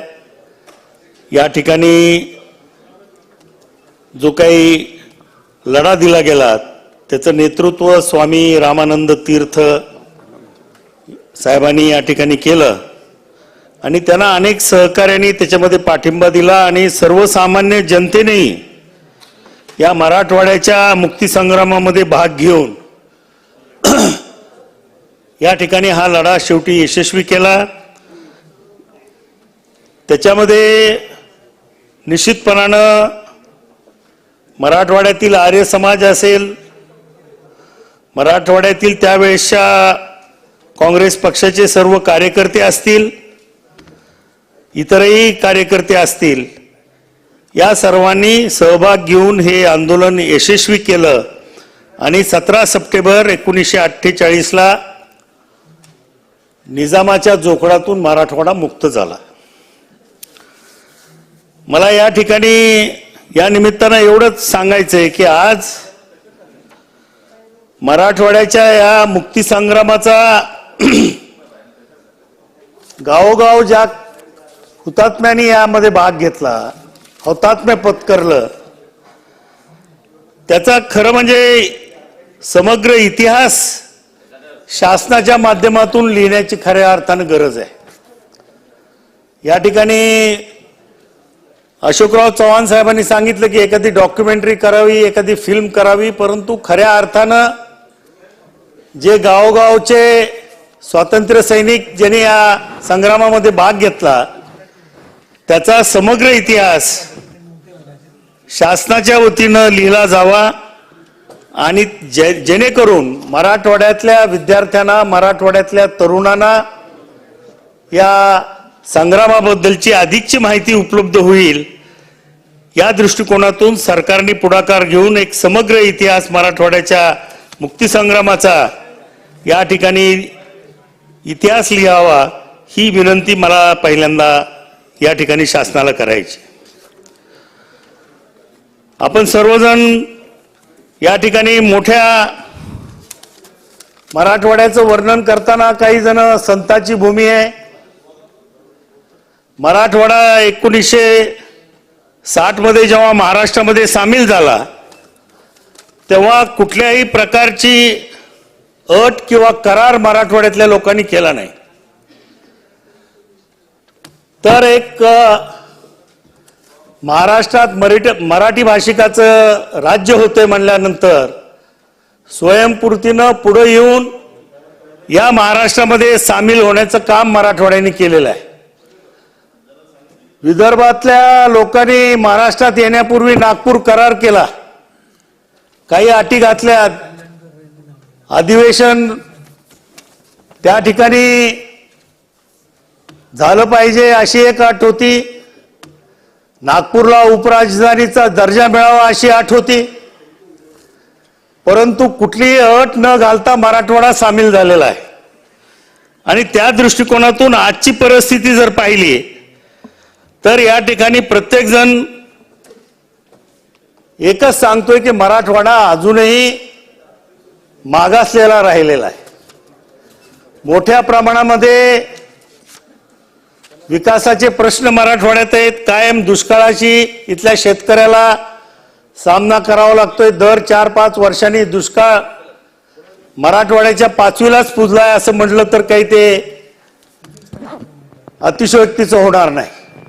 आणि आज जर मराठवाड्यातल्या सर्वसामान्य शेतकऱ्याची स्थिती पाहिली तर निसर्गावर अवलंबून असणारी त्यांची शेती, अल्प प्रमाणात असणाऱ्या सिंचनाच्या सुविधा, त्यामुळं शेतकरी वर्गाला कुठल्याही प्रकारचं उत्पन्नाची त्या ठिकाणी हमी नाही आणि म्हणून जास्त प्रमाण शेतकऱ्याचा आत्महत्या करण्याचा आज मराठवाड्यामध्ये मोठ्या प्रमाणात आहे, हे आपल्याला आकडेवारीवरून या ठिकाणी समजतं. आज पश्चिम महाराष्ट्र आणि मराठवाड्याची जर तुलना केली तर सिंचनाच्या बाबतीत पश्चिम महाराष्ट्रामध्ये जवळजवळ 42% जमीन ही सिंचनाखाली आली आहे, मराठवाड्यामध्ये ते प्रमाण फक्त 16% आहे. म्हणून फार मोठा अनुशेष सिंचनाच्या बाबतीत मराठवाड्यामध्ये आज आपल्याला जाणवतोय. निसर्ग सुद्धा मराठवाड्यावरती त्याची अवकृपा आहे असं म्हणलं तर काही वावगं ठरणार नाही, कारण की गोदावरी खोरं हे तुटीचं खोरं आहे. या ठिकाणी मोठ्या प्रमाणामध्ये पाऊस कमी प्रमाणात पडतो आणि म्हणून या भागामध्ये सिंचनाच्या सुविधा फार त्याची कमतरता आहे. आणि म्हणून खऱ्या अर्थानं आज हा प्रस्ताव या ठिकाणी आला असताना मला शासनाला एकच विनंती करायची आहे की जे पश्चिम वाहिन्याचं पाणी समुद्रात वाहून जातं त्याच्या बाबतीमध्ये 168 TMC पाणी उचलून किंवा वळवून मराठवाड्याकडे आणण्याचं महाराष्ट्र शासनाने GR काढलेला आहे, परंतु त्या बाबतीमध्ये फारशी काही प्रगती आजपर्यंत झाली असं काही जाणवत नाही. आणि म्हणून खऱ्या अर्थानं मराठवाड्याला जर दुष्काळ मुक्त करायचा असेल, तिथला दुष्काळ कायमचा हटवायचा जर असेल तर हे 168 TMC पाणी गोदावरी खोऱ्यात आणणं आणि त्याच्या माध्यमातून भरपूर अशा सिंचनाची व्यवस्था मराठवाड्यातील शेतकऱ्यांना करणं हे काळाची गरज आहे. आणि म्हणून आज हा अमृत महोत्सव साजरा करताना शासनाने कालबद्ध मर्यादेमध्ये हा कार्यक्रम आपण कसा पूर्ण करणार आहोत याच्या बाबतीत निर्णय घेणं हे आवश्यक आहे. त्याचप्रमाणे कृष्णा मराठवाडा जे काही प्रकल्प आहे ज्याच्या माध्यमातून 21 TMC पाणी मराठवाड्यातील धाराशिव आणि बीड जिल्ह्यामध्ये देण्याचं शासनाने मान्य केलेलं आहे, त्याच्या बाबतीतही कालबद्ध कार्यक्रम आखून यामध्ये कशा पद्धतीनं हे प्रकल्प लवकरात लवकर पूर्ण करता येतील याच्या बाबतीत शासनाने निर्णय घेण्याची गरज आहे.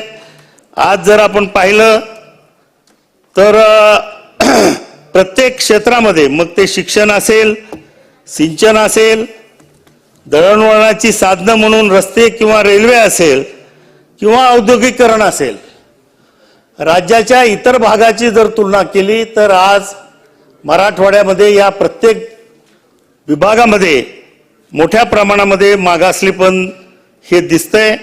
आणि त्यामुळं आज खऱ्या अर्थानं हा अमृत महोत्सव साजरा करीत असताना या ठिकाणी मराठवाड्याचा दुष्काळ कसा आपल्याला कायमस्वरूपी संपवता येईल याचा विचार प्राधान्याने करणं आणि विकासाच्या बाबतीत जो काही अनुशेष आहे तो दूर करण्यासाठी सुद्धा कालबद्ध कार्यक्रम आखणं या दृष्टिकोनातून सरकारनं ताबडतोब पावलं उचलावीत, निर्णय घ्यावा एवढीच विनंती या निमित्तानं मी करतो आणि थांबतो. जय हिंद, जय महाराष्ट्र.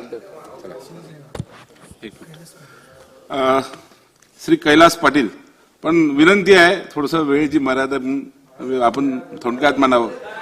बोलू द्या ना अध्यक्ष महोदय.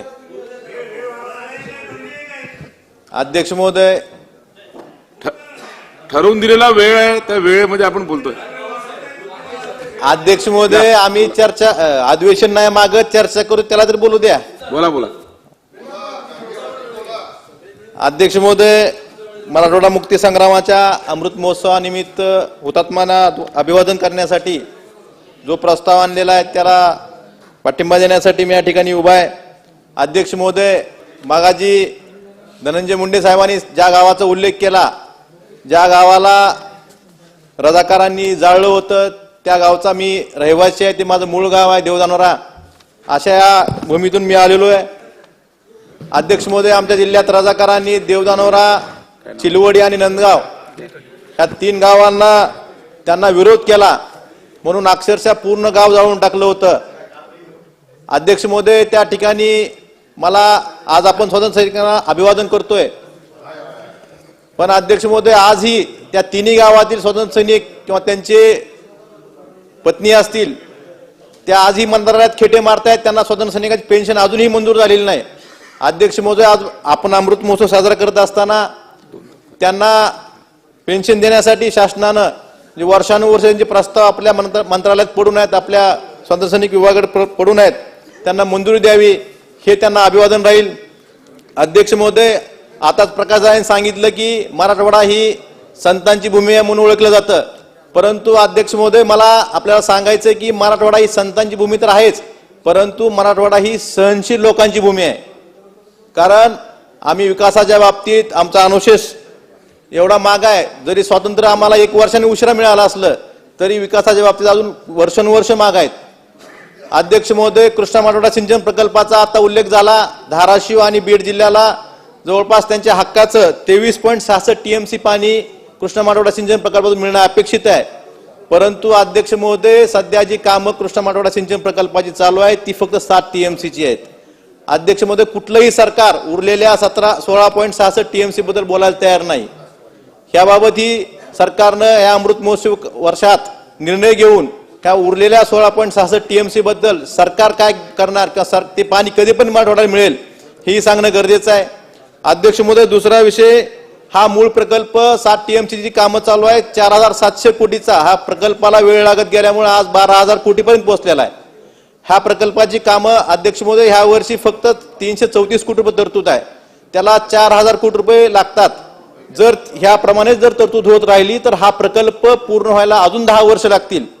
मला आपल्या माध्यमातून या ठिकाणी मंत्री महोदय उपस्थित आहेत, शंभूराज देसाई साहेब, शासनाचे प्रतिनिधी म्हणून त्यांना सांगायचंय की याची तरतूद वाढवून हे पाणी आमच्या हक्काचं जे वर्षानुवर्षापासून प्रलंबित आहे हे पाणी काय 1-2 वर्षात येण्यासाठी जी भरीव तरतूद करावी लागते ही तरतूद आपण करावी. अध्यक्ष महोदय, त्याचबरोबरीनं मराठवाड्यात विशेषतः धाराशिव जिल्ह्यात कोल्हापूर पद्धतीचे बंधारे खूप मोठ्या प्रमाणात आहेत.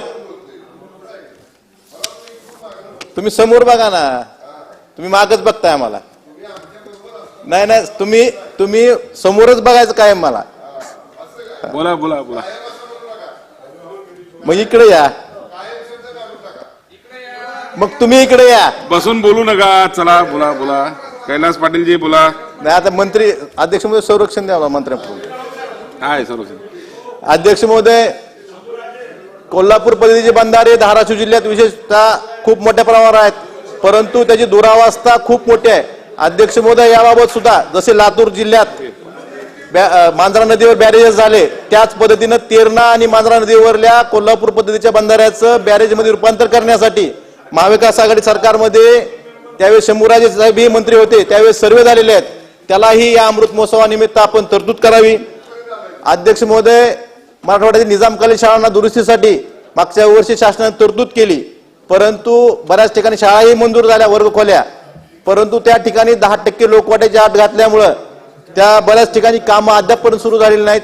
तर ती 10% लोकवाट्याची अट शासनाने काढावी आणि त्या ठिकाणी ज्या जुन्या शाळा आहेत त्यांना निधी द्यावा ही विनंती करतोय. अध्यक्ष महोदय, कृष्णा मराठवाडा बरोबर पश्चिम वाहिनी नद्या बाबतीत जो निर्णय शासनाने घेतलेला आहे 168 TMCचा गोदावरी खोऱ्यात पाणी आणण्याचं पश्चिम वाहिनी नद्याचं, याबाबत सुद्धा शासनाने लवकरात लवकर त्याला भरीव तरतूद करून मराठवाड्याचा जो दुष्काळ आहे त्या दुष्काळी भाग म्हणून जो ओळखला जातो ही ओळख पुसून काढण्यासाठी या अमृत महोत्सवी वर्षात काहीतरी कृती करून दाखवावी एवढीच विनंती करतो आणि मराठवाड्यातील सर्व स्वातंत्र्य सैनिकांना हुतात्म्यांना अभिवादन करतो आणि थांबतो. धन्यवाद. सन्मान्य सदस्य मोहनराव अंबर्डे. श्री राजेश पवार. आता याच्यानंतर तुम्ही थोडं 3 झालं. आज राज्य शासनाच्या मराठवाडा मुक्ती संग्राम अमृत महोत्सव निमित्त या प्रस्तावाला मी सर्वप्रथम या ठिकाणी माझा पाठिंबा दर्शवतो. सर्वप्रथम मी या ठिकाणी मराठवाडा मुक्ती संग्रामासाठी ज्या ज्या हुतात्म्यांनी या ठिकाणी आपली आहुती दिली, बलिदान दिलं, त्या सर्वांना मी नतमस्तक होऊन महाराष्ट्र राज्याच्या संपूर्ण जनतेच्या वतीने या ठिकाणी अभिवादन करतो. त्याचबरोबर या ठिकाणी राज्य सरकारचे मुख्यमंत्री आदरणीय श्री एकनाथ शिंदे साहेब तसेच राज्याचे उपमुख्यमंत्री आदरणीय श्री देवेंद्र फडणवीस साहेब आणि उपमुख्यमंत्री आदरणीय अजितदादा पवार या सर्वांचे देखील या ठिकाणी मी हा प्रस्ताव सादर केल्याबद्दल आभार व्यक्त करतो. आदरणीय मुख्यमंत्री महोदयांनी सांगितल्याप्रमाणे अध्यक्ष महोदय, मराठवाड्यामध्ये राज्यासह संपूर्ण मराठवाड्यामध्ये शासन आपल्या दारी हा महत्त्वाचा उपक्रम या ठिकाणी चालू केला आहे, जेणेकरून मराठवाड्यातील सर्वसामान्य जनतेपर्यंत शासनाच्या सर्व योजना या ठिकाणी पोहोचण्याचं काम या ठिकाणी चालू केलं. आज जरी आपण या ठिकाणी मराठवाडा मुक्ती संग्रामाचा अमृत महोत्सव जरी साजरा करत असलो तरी सुद्धा मागील भाजपा शिवसेनाच्या सरकारच्या काळामध्ये आमचे नेते आदरणीय उपमुख्यमंत्री श्री देवेंद्र फडणवीस साहेब यांनी विदर्भासोबतच मराठवाड्यासाठी सुद्धा विकासाचे अनेक महत्त्वपूर्ण पावले त्या ठिकाणी उचलले, ज्यामध्ये दुष्काळमुक्त मराठवाड्याचं काम त्या ठिकाणी त्यांनी त्या काळात चालू केलं. त्याबद्दल सुद्धा मी त्यांचे आभार व्यक्त करतो. अनेक ज्येष्ठ सदस्यांनी या ठिकाणी मराठवाडा मुक्ती संग्रामाचा इतिहास या ठिकाणी सांगितलाय. मी त्या खोलामध्ये जाणार नाही, परंतु आज अमृत महोत्सवाच्या एवढ्या वर्षानंतर सुद्धा या ठिकाणी मराठवाड्यामध्ये अनेक समस्या या ठिकाणी आहेत, ज्यामध्ये प्रामुख्याने या ठिकाणी आज सुद्धा ज्येष्ठ सहकारी श्री सोळंके साहेब यांनी सांगितल्याप्रमाणे सिंचनाचा फार मोठा अनुशेष मराठवाड्यामध्ये आहे. त्याचबरोबर शिक्षणाच्या बाबतीमध्ये सुद्धा अनेक ठिकाणी या ठिकाणी वर्ग खोल्या नाहीत, एका खोलीमध्ये 3-3 वर्ग या ठिकाणी भरवल्या जातात. अनेक ठिकाणी अंगणवाड्या या वरांड्यामध्ये ग्रामपंचायत इमारतीमध्ये भरवल्या जातात. त्याचप्रमाणे आरोग्याची सुद्धा व्यवस्था अजून सुद्धा मराठवाड्यामध्ये अनेक जिल्ह्यामध्ये अपूर्ण आहेत. त्यामुळे मी शासनाला विनंती करतो की या ठिकाणी सुपर स्पेशालिटी हॉस्पिटल्स मराठवाड्याच्या अनेक जिल्ह्यामध्ये या ठिकाणी आपण उभे करावेत. त्याचबरोबर मागील 5 वर्षापासून राज्यासह मराठवाड्यातील प्राथमिक आरोग्य केंद्र आणि उपकेंद्राचा आराखडा सुद्धा प्रलंबित आहे. त्यामुळे नवीन प्राथमिक आरोग्य केंद्र आणि उपकेंद्र सुद्धा या ठिकाणी लवकर मंजूर करावेत अशी विनंती करतो.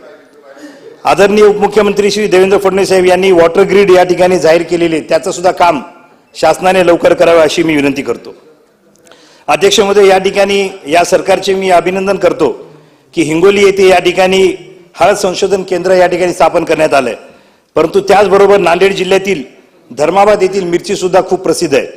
त्यासाठी सुद्धा धर्माबाद येथे मिरची संशोधन केंद्र या ठिकाणी मंजूर करावे अशी मी विनंती करतो. दळणवळणाच्या बाबतीमध्ये जालना नांदेड समृद्धी महामार्ग असेल किंवा भाजप शिवसेना सरकारने वर्धा गोवा हा या ठिकाणी महामार्ग घोषित केलाय, त्याचेही काम लवकर करावे अशी मी राज्य शासनाला विनंती करतो. मराठवाड्याचा सगळ्यात महत्त्वाचा एक जर प्रश्न असेल तर तो म्हणजे बेरोजगारी. या ठिकाणी मी मागेही अनेक वेळा या सभागृहामध्ये सांगितलंय की मराठवाड्यातले लातूर असतील, नांदेड असतील, जालना असतील, परभणी या जिल्ह्यातील जवळपास प्रत्येक गावातील 50 ते 100 युवक हे मराठवाड्याच्या बाहेर पुणे किंवा मुंबईला या ठिकाणी नोकरीसाठी जातात. त्यामुळे आज तातडीने जर काही गरज असेल तर त्या ठिकाणी रोजगार निर्माण करण्याचे या ठिकाणी प्रयत्न राज्य सरकारने केले, ज्यामध्ये ज्या काही औद्योगिक वसाहती या ठिकाणी स्थापन झालेल्या आहेत त्यामध्ये नांदेडच्या असतील, लातूरच्या असतील, या ठिकाणी नवीन उद्योग. पश्चिम महाराष्ट्र आज या ठिकाणी प्रगत आहे, त्यामुळं आज प्राधान्य या ठिकाणी मराठवाड्याला या ठिकाणी नवीन उद्योग देण्यासाठी, स्थापन करण्यासाठी राज्य शासनाने या ठिकाणी प्राधान्य द्यावं अशी मी या ठिकाणी विनंती करतो. त्याचबरोबर एम्स आणि ITI संस्थांसारखे सुद्धा एखाद्या मराठवाड्याच्या जिल्ह्यामध्ये स्थापन करण्यासाठी राज्य शासनाने प्रयत्न करावा. अध्यक्ष महोदय, या ठिकाणी राज्य शासन अनेक योजना जाहीर करतं, परंतु मराठवाड्यातील जवळपास सर्वच विभागाचे जे प्रशासकीय कार्यालय आहेत त्यामध्ये अनेक पदं रिक्त आहेत. बरेचसे अधिकारी या ठिकाणी मराठवाडा आणि विदर्भामध्ये येण्यास तयार होत नाहीत. त्यामुळे त्यांना कंपल्सरी करून मराठवाड्यातील प्रशासकीय पदे किमान 90% तरी सर्व प्रकारची पदे या ठिकाणी भरण्यासाठी प्रयत्न करावा अशी मी या ठिकाणी विनंती करतो. त्याचबरोबर भाजप शिवसेना सरकारने या ठिकाणी मराठवाडा वैधानिक विकास महामंडळ स्थापन करण्यासाठी पुनर्स्थापन करण्यासाठी या ठिकाणी पावले उचललेत, परंतु त्या बाबतीत सुद्धा लवकरात लवकर निर्णय घ्यावा मी अशी विनंती करतो.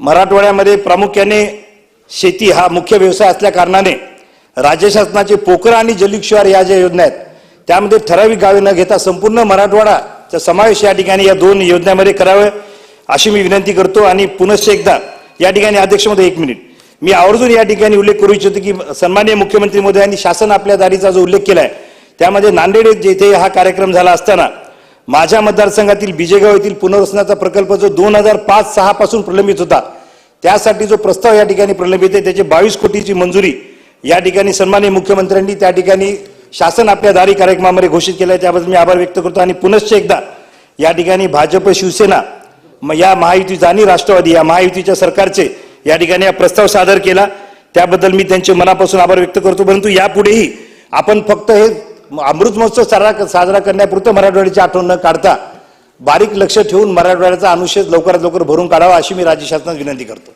धन्यवाद. सन्माननीय सदस्य श्री राजेश टोपे.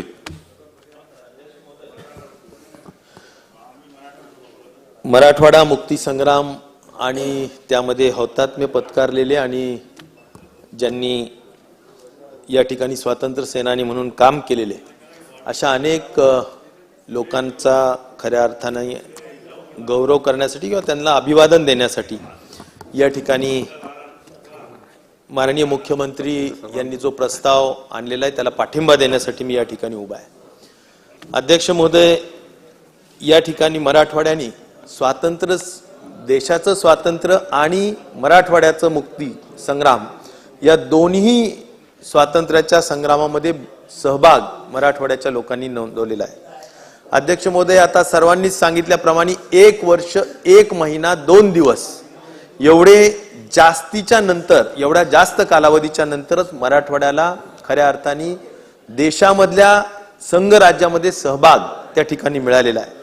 आणि त्यामुळे अध्यक्ष महोदय, जे काही 1939 ते 1949 या दरम्यान जे रजाकारांचं मोठ्या पद्धतीनं अन्याय अत्याचार झाला त्याचा प्रकार या ठिकाणी अनेकांनी वर्णन केला, परंतु कर लादणे, मोठ्या पद्धतीनं अवाजवी कर लादणे, जमिनी लुबाडणे, घरं लुटणे, स्त्रियांच्या अब्रू लुटणे, हिंदू समाजाच्या लोकांना त्रास देणे जाणीवपूर्वक, अशा पद्धतीचं रजाकारांचं हे काम हे खूप आमचे आजोबा असतील, आमचे पंजोबा असतील, आमचे वडिलांपर्यंत ह्या सगळ्याच गोष्टी आमच्या आमच्या दृष्टिकोनातून निश्चित प्रकारे सांगितल्या जात असायच्या आणि त्यामुळे प्रचंड अन्यायकारक चित्र जे होतं त्याला सर्व मराठवाड्यातून खूप मोठ्या पद्धतीनं संघटनेच्या माध्यमातून विरोध झाला.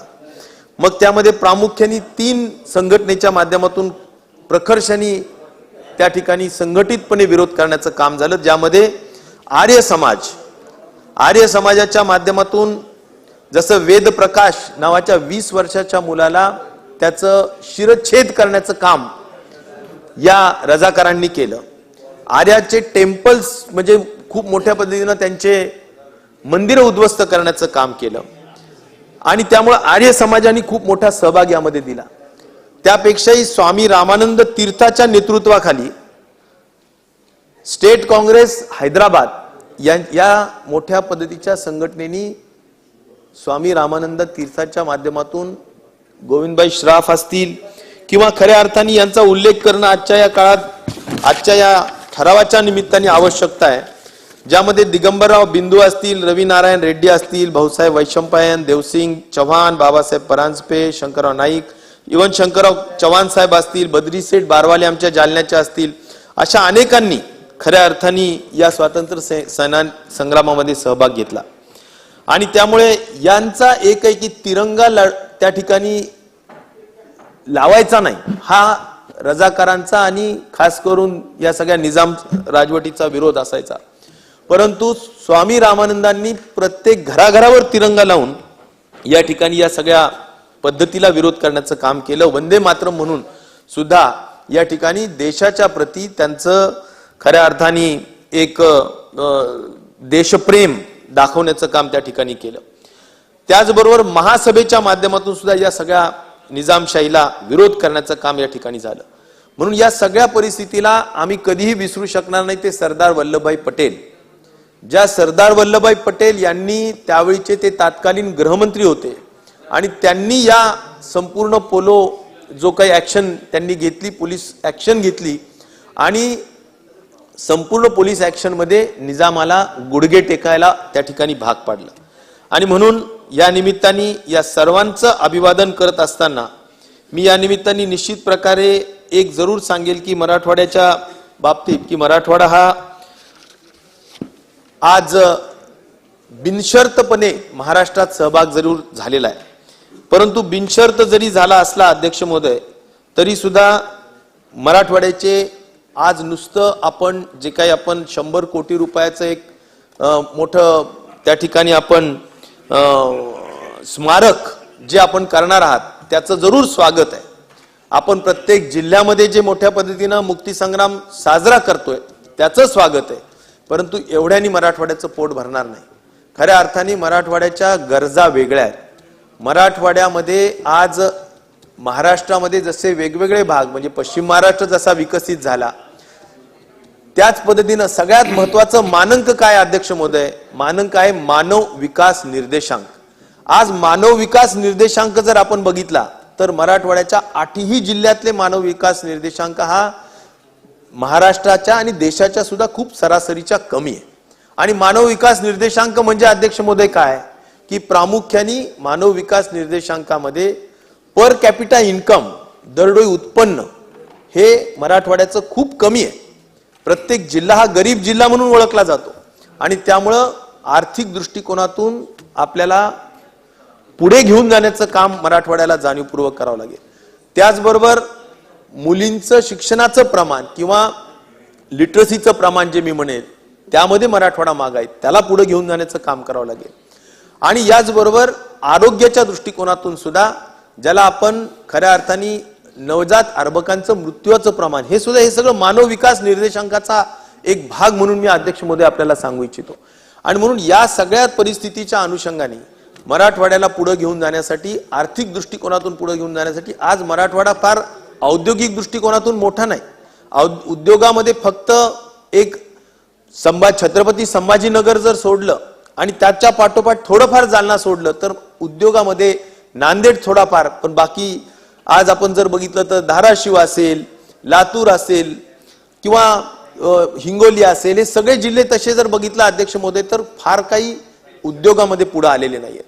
मला एवढंच या निमित्ताने सांगायचं की उद्योगामध्ये जाणीवपूर्वक पुढे घेऊन जाण्याचं काम अध्यक्ष महोदय मराठवाड्याच्या संपूर्ण जिल्ह्याला करण्याची आवश्यकता आहे, जेणेकरून हजारो सुशिक्षित बेकारांचं रोजगाराचा प्रश्न सुटेल, उत्पन्न वाढेल आणि अध्यक्ष महोदय निश्चित प्रकारे या माध्यमातून जाणीवपूर्वक प्रयत्न होण्याची गरज आहे.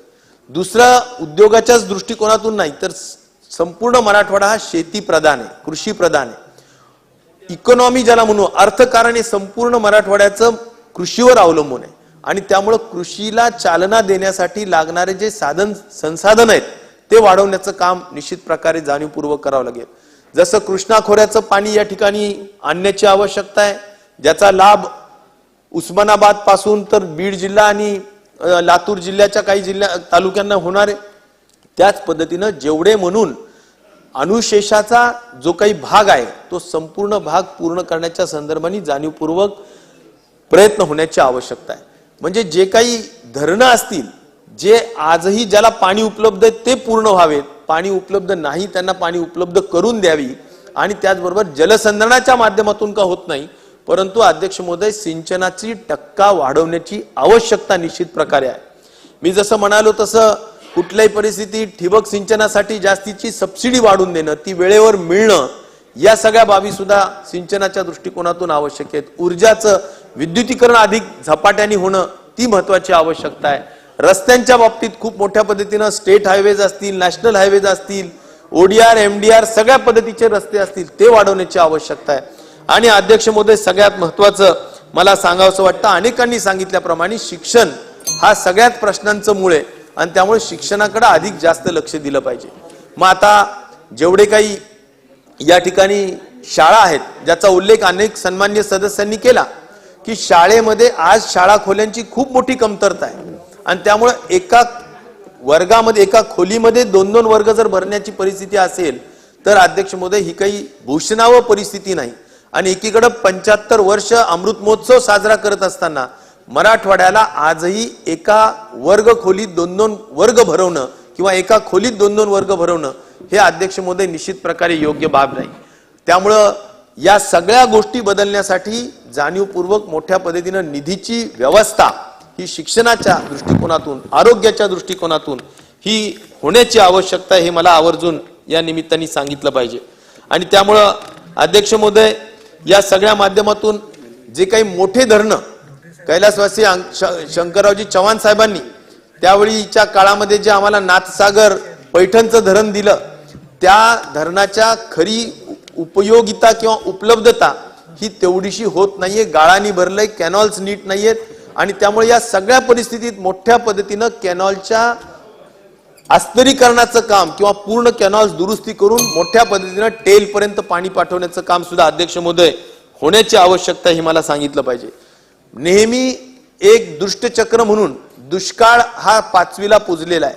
त्यामुळे कुठेतरी 4-5 वर्ष बरे गेली की परत 2-3 वर्ष खराब जातात आणि म्हणून मराठवाड्याला दुष्काळवाडा अशी सुद्धा अध्यक्ष महोदय ओळख दुर्दैवाने निर्माण झालेली आणि त्यामुळे या सगळ्या परिस्थितीतून मराठवाड्याला बाहेर काढलं पाहिजे, त्या दृष्टिकोनातूनची आवश्यकता आहे.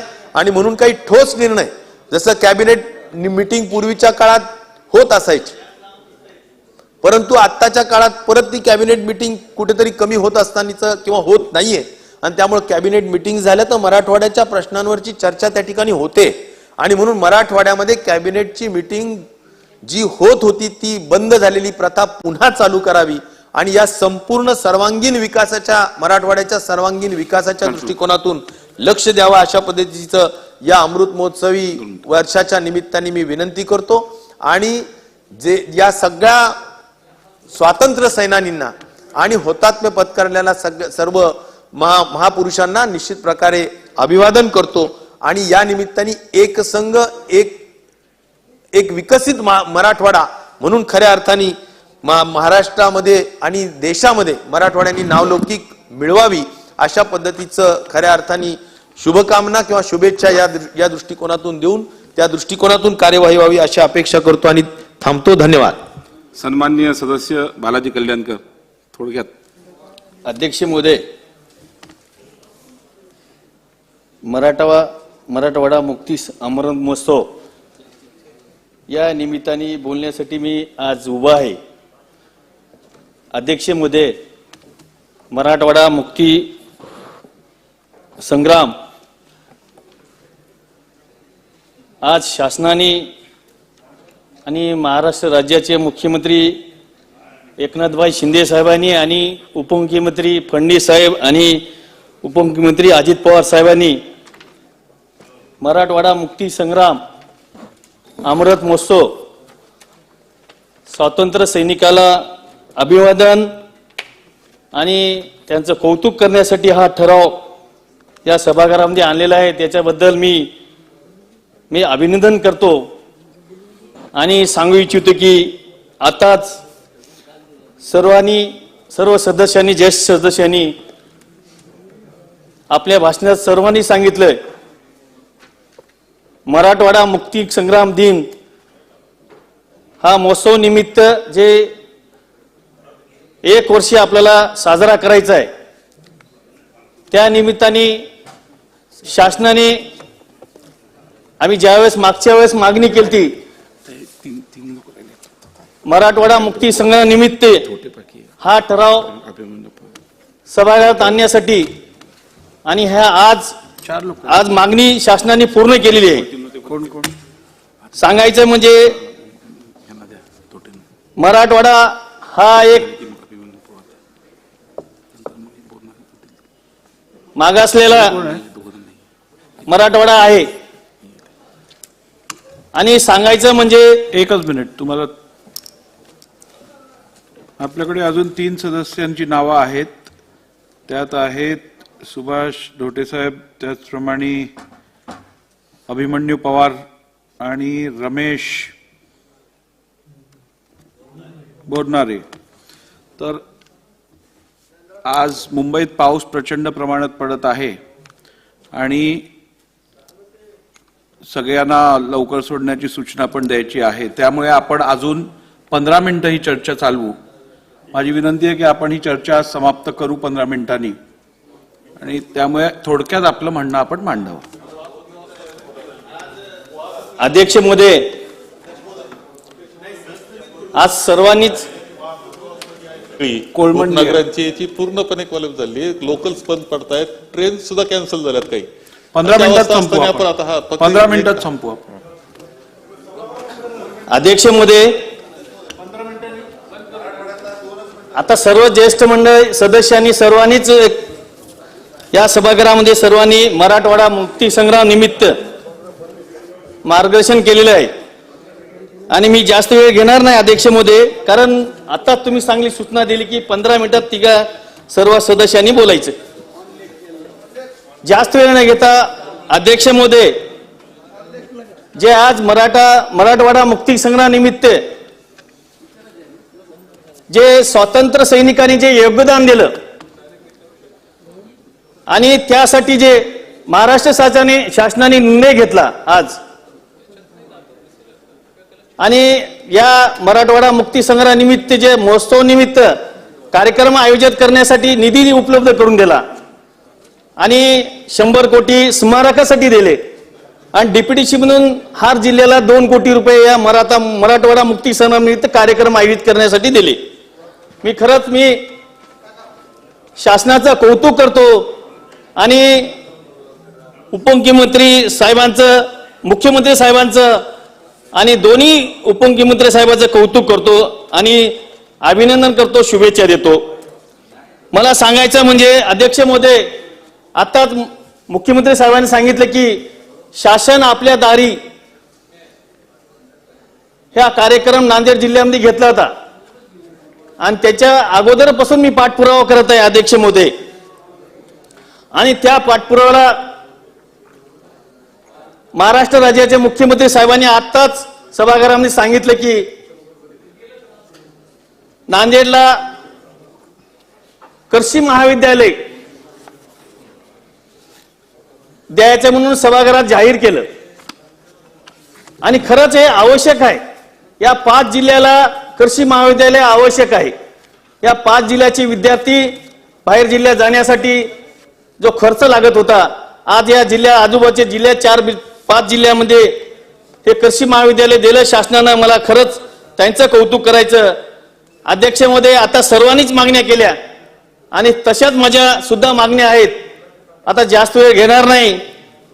आणि मराठवाडा मुक्ती संग्राम आपल्याला 1 वर्ष साजरा करायचा आहे आणि त्याच्यात आगळे वेगळे शासनाचे कार्यक्रम राबविण्यासाठी शासन सुद्धा मान्यता दिलेली आहे.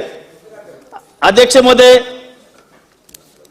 या मराठवाडा मुक्ती संग्राम दिनानिमित्त सर्व सदस्यांनी, सर्व ज्येष्ठ मंडळींनी सर्वांनी सांगितलं, आता अशोकराव चव्हाण साहेबांनी सुद्धा सांगितलं की नरहर कुरुंदकरचा एक स्मारक नांदेड जिल्ह्यात मध्ये त्यांचं मोठं नांदेड जिल्ह्यासाठी मोठं योगदान आहे. आणि त्यासाठी मी सुद्धा मागणी केली ती मागच्या वेळेस 25 कोटी त्यांनी दिले. आता येणाऱ्या याच्यामध्ये सुद्धा मुख्यमंत्री साहेबांना मागणी केलेली आहे मी, आणि ते सुद्धा निधी उपलब्ध करून देण्यात यावा. आणि जे आज स्वातंत्र्य सैनिकांसाठी आपण अभिवादन करण्यासाठी आज सगळ्यांनी, सर्व सदस्यांनी बोलले आणि मी सुद्धा त्यांच्याबद्दल बोलण्यासाठी उभा होतो आणि मला त्यांचं अभिनंदन करायचंय. जास्त वेळ न घेता अध्यक्ष महोदय, मी अभिनंदन करून माझे 2 शब्द संपवितो. अभिमन्यू पवारजी, 3.5 मिनिटे. मराठवाडा मुक्ती संग्रामाच्या अमृत महोत्सवी वर्षानिमित्त मराठवाडा मुक्ती संग्रामातील सर्व स्वातंत्र्य सेनानींना व हुतात्म्यांना अभिवादन करण्यासाठी माननीय मुख्यमंत्री महोदयांनी जो प्रस्ताव मांडलाय त्या प्रस्तावाला मी समर्थन करण्यासाठी उभा आहे. अध्यक्ष महोदय, हे खरं आहे की मराठवाडा म्हणून किंवा हैदराबाद मुक्ती संग्राम म्हणून त्यावेळी सशस्त्र लढा झाला. अध्यक्ष महोदय, हा लढा भारतीय स्वातंत्र्य लढा जितका मोठा आणि महत्त्वाचा आहे तितकाच महत्त्वाचा आणि हा लढा आहे. अध्यक्ष महोदय, हा सुद्धा लढा अतिशय रक्तरंजित क्रांती झालेली आहे. अध्यक्ष महोदय, निजामी राजवट अतिशय जुलमी राजवट होती आणि ती राजवट जवळपास 200-225 वर्ष चालली आणि दरम्यान 1938 ते 1948 दरम्यान या 10 वर्षाच्या काळामध्ये राजकीय आंदोलनं झाली, विद्यार्थी चळवळी उभ्या राहिल्या आणि यांना विरोध म्हणून रझाकार नावाची संघटना निजामाने स्थापन केली आणि कासिम रिजवीच्या माध्यमातून अतिशय अनन्वित अत्याचार या मराठवाड्यातील जनतेवर केला गेला. मराठवाडा म्हणून मराठवाडाच नाही तर त्यावेळी 3 राज्य केली गेली होती निजामाशाहीने. त्यात भाषावरच प्रांतरचना त्यांनी केली होती. त्यामध्ये आंध्र प्रदेशमध्ये तेलुगू बोलणारी आंध्राची लोक होती, कन्नडी बोलणारी कर्नाटकातली लोक होती आणि मराठी बोलणारी मराठवाड्याची लोक होती. या 3 राज्यावर अतिशय अनन्वित अत्याचार या माध्यमातून रझाकारांनी केला, निजामशाहीने केला. शेतकऱ्यांवर अन्याय होत होता. त्याच दरम्यान अध्यक्ष महोदय बघा, स्वामी रामानंद तीर्थाच्या माध्यमातून त्यांच्या नेतृत्वाखाली सशस्त्र क्रांती झाली, लढा झाला. त्यामध्ये आर्य समाजाचं कार्य अतिशय महत्वाचं कार्य. अध्यक्ष महोदय, आर्य समाजाने अखिल भारतीय स्वरूपाचा लढा दिला. हिंदू प्रजेवरील अन्यायाकडे त्यांनी लक्ष वेधलं आणि बघता बघता 40,000 अनुयायी त्यांच्या आर्य समाजाच्या संघटनेमध्ये तयार झाले आणि त्यांनी क्रांतीला सुरुवात केली. आता पहिला बळी जर कुठे गेला असेल तर पहिला हुतात्मे आमच्या गुंजोटी, म्हणजे धाराशिव जिल्ह्यामध्ये उमरगा तालुक्यामध्ये गुंजोटी गाव आहे. तिथे वेदप्रकाश नावाच्या पहिला तरुण त्याला म्हणजे त्याचा शिरच्छेद केला गेला. त्या ठिकाणी त्याचा हुतात्म्य पहिल्यांदा आलं आणि तिथून मात्र क्रांतीला मोठी सुरुवात झाली. त्या दरम्यान अध्यक्ष महोदय, गोविंदभाई श्राफ असतील, दिगंबररावजी बिंदू असतील, रविनारायणजी रेड्डी असतील, भाऊसाहेबजी वैशंपायन, आमच्या तालुक्यातील देवीसिंगजी चव्हाण, बाबासाहेब परांजपे, शंकरसिंग नाईक, विजेंद्र काबराजी असे अनेक सैनिकांनी आपली सशस्त्र लढा दिला आणि या लढ्यामध्ये बऱ्याच हुतात्म्याला, बऱ्याच जणांना आपल्या प्राणाची आहुती द्यावी लागली. या सगळ्यांना अभिवादन आपण आज अध्यक्ष महोदय करतोय. खरं म्हणजे 17 सप्टेंबर हा आपण मुक्तीसंग्राम दिन साजरा करतो. अध्यक्ष महोदय, म्हणजे 13 सप्टेंबरला माननीय तत्कालीन गृहमंत्र्यांनी पोलीस ऍक्शनचे आदेश दिले. सरदार वल्लभभाई पटेलांचे या निमित्त स्मरण करू आणि त्यांच्या नेतृत्वाखाली हा लढा झाला आणि ह्या 17 सप्टेंबरला खऱ्या अर्थानं मुक्तीसंग्राम मिळाला. अध्यक्ष महोदय, आपण आज 17 सप्टेंबर सुट्टी जाहीर करतो, पण सुट्टी जाहीर करून काय होतं अध्यक्ष महोदय? आजच्या या पिढीला 17 सप्टेंबर सुट्टी कशामुळे हेच माहित नाही. हे अभ्यासक्रमामध्ये ह्याचा समावेश व्हायला पाहिजे, याच्यावर PhD व्हायला पाहिजे. अध्यक्ष महोदय, 1ली ते 12वी पर्यंत प्रत्येक वर्षाच्या अभ्यासक्रमामध्ये याचा समावेश व्हायला पाहिजे. त्याशिवाय आजच्या पिढीला 17 सप्टेंबरची सुट्टी काय आहे, कशामुळे आहे हे कळणार नाही. अध्यक्ष महोदय, अनेकांनी प्राणाची आहुती दिली. हा लढा आम्हाला काय सहजच मिळाला नाहीये. अध्यक्ष महोदय, पुन्हा मिळाल्यानंतर पुन्हा आम्ही खरं म्हणजे मराठवाडा म्हणून आम्ही 13 महिने 2 दिवस उशिरा नाही भारतामध्ये सामील झालो किंवा महाराष्ट्रामध्ये आलो. आणि महाराष्ट्रामध्ये येत असताना विदर्भाने काय अटी टाकल्या, त्यांना उपराजधानी दर्जा पाहिजे होता, विधानसभा तिथं व्हायला पाहिजे होती, अधिवेशन व्हायला पाहिजे होतं अध्यक्ष महोदय. पण आम्ही मराठवाड्याने मात्र विनाअट आम्ही सामील झालो. अध्यक्ष महोदय, आजही मराठवाडा तहानलेला आहे. मराठवाड्याची ताण आजही आम्ही ताणलेले आहोत. मराठवाड्याचा अनुशेष, सिंचनाचा अनुशेष असेल, रोजगाराचा असेल, हा सगळ्या अनुशेषाकडे लक्ष देण्याची आवश्यकता अध्यक्ष महोदय. आत्ता काही शिवसेनेच्या म्हणजे त्या ठाकरे साहेबांच्या सेनेच्या सदस्यांनी म्हटलं की कृष्णा मराठवाड्याचा विषय त्यांनी काढला.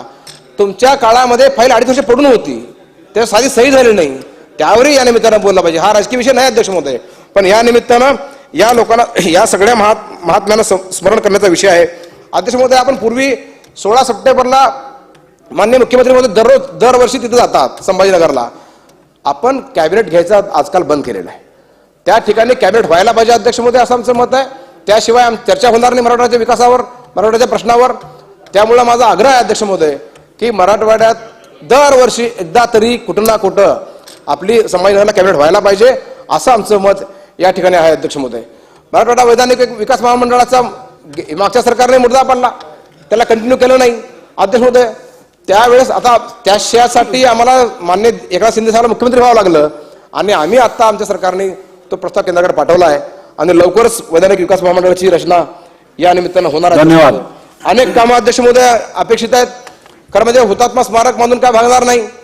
त्याचबरोबर हुतात्मा स्मारकाची म्हणजे त्याचे देखरेख व्हायला पाहिजे अध्यक्ष महोदय. अनेक ठिकाणी बघतो आपण हुतात्मा स्मारकाचं काय साम्राज्य झालं, तिथं सगळं डुकराचं राज्य होऊन बसलं अध्यक्ष महोदय. हे आपण त्याची निगा राखतो का आपण, हा विषय महत्वाचा आहे. बांधकाम करून आपण मोकळं होऊन जमणार नाही अध्यक्ष महोदय. त्याची निगा राखली पाहिजे, त्याचा सन्मान राखला गेला पाहिजे, त्याकडे लक्ष असलं पाहिजे अध्यक्ष महोदय. माझी विनंती या निमित्तानं आहे अध्यक्ष महोदय की मराठवाड्यातल्या विद्यार्थ्यांसाठी या निमित्तानं अभ्यासिकाची आवश्यकता आहे. तालुक्याला अभ्यासिकाची आवश्यकता अध्यक्ष महोदय. आज स्पर्धा परीक्षेच्या माध्यमातून अनेक ग्रामीण भागातले विद्यार्थी आज एमपीएससी यूपीएससीच्या माध्यमातून अधिकारी होत आहेत. त्यामुळं तालुक्याच्या ठिकाणी सुद्धा अध्यक्ष महोदय आपण या ठिकाणी हे व्हायला अध्यक्ष महोदय अभ्यासिका व्हायला पाहिजे. या निमित्तानं सगळ्यात महत्वाचा विषय अध्यक्ष मी मांडणार आहे.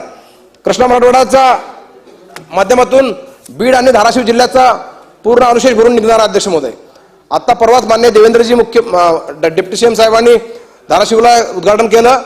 पाणीमय जिल्हा होत असताना अध्यक्ष महोदय तुळजापूर, लोहारा, धाराशिव, कळंब हे भाग पूर्ण जलमय होणार आहे. माझा औसा तिथून 10-20 किलोमीटर अंतरावर अध्यक्ष महोदय. माझी विनंती आहे, मी गोदावरीच्या ह्याच्यामध्ये येतो माझा तालुका, पण माझी विनंती आहे की कृष्णातलं पाणी या तुळजापूरहून माझ्या औसा विधानसभा मतदारसंघामध्ये द्यावं, ही मागणी मी या निमित्तानं करणार आहे. त्याचबरोबर वॉटर ग्रीडचा विषय आहे अध्यक्ष महोदय. वॉटर ग्रीड सारख्या महत्वाच्या विषयावर आपण मागच्या सरकारने आपलं समजा टेंडर सुद्धा फ्लॅश केले होते, पण त्याकडे सुद्धा आणखी लक्ष देण्याची अध्यक्ष महोदय आवश्यकता आहे. मराठवाड्याचा संपूर्ण अनुशेष असेल, उद्योगाचा अनुशेष असेल अध्यक्ष महोदय, त्याच्याकडेही लक्ष देण्याची या निमित्तानं आवश्यकता आहे अध्यक्ष महोदय. आपण आणखीन एक मला 5 मिनिट द्यावे असतील अध्यक्ष महोदय. तुम्ही अभिनंदन करताय की मागण्या करतायत? अभिवादन केलं ना अध्यक्ष महोदय, निम्रपणे अभिवादन केलेलं आहे अध्यक्ष महोदय. चला कन्क्लूड करा अध्यक्ष महोदय. या निमित्तानं आज ही मराठवाड्यामध्ये शाळांची आवश्यकता बघा कशी झालेली आहे अध्यक्ष महोदय. माझी मागणी अशी आहे की आम्ही 75 वर्ष मध्ये आहोत. अमृत महोत्सवी वर्ष साजरा करत असताना मराठवाड्याला सरकारने काहीतरी झुकतं दिलं पाहिजे, काहीतरी अशा काय योजना केल्या पाहिजे की जेणेकरून मराठवाड्याचा कायापालट होणार आहे अध्यक्ष महोदय. मराठवाडा आणि विदर्भाचा विकास होत म्हणत असताना मात्र आता मी विदर्भाच्या बरोबरीने विकास होतोय मान्य देवेंद्रजींच्या माध्यमातून, पण अध्यक्ष महोदय आणखीन थोडा वेग देण्याची आवश्यकता आहे. गोष्टीखोर्द करता तुम्ही माहिती आहे आम्हाला अध्यक्ष महोदय. आमच्याकडे जलसिंचनाचे अनेक प्रकल्प शिल्लक आहेत, त्याकडे सरकारने लक्ष द्यावं आणि एक वेगळा निधी काहीतरी या निमित्तानं आम्हाला द्यावा. आणि जसा स्वतंत्र भारताचा अमृत महोत्सव साजरा झाला त्याच पद्धतीनं मराठवाड्याचा सुद्धा अमृत महोत्सव व्हावा, ही मागणी या निमित्तानं करतो. धन्यवाद. धन्यवाद सुभाष धोटेजी.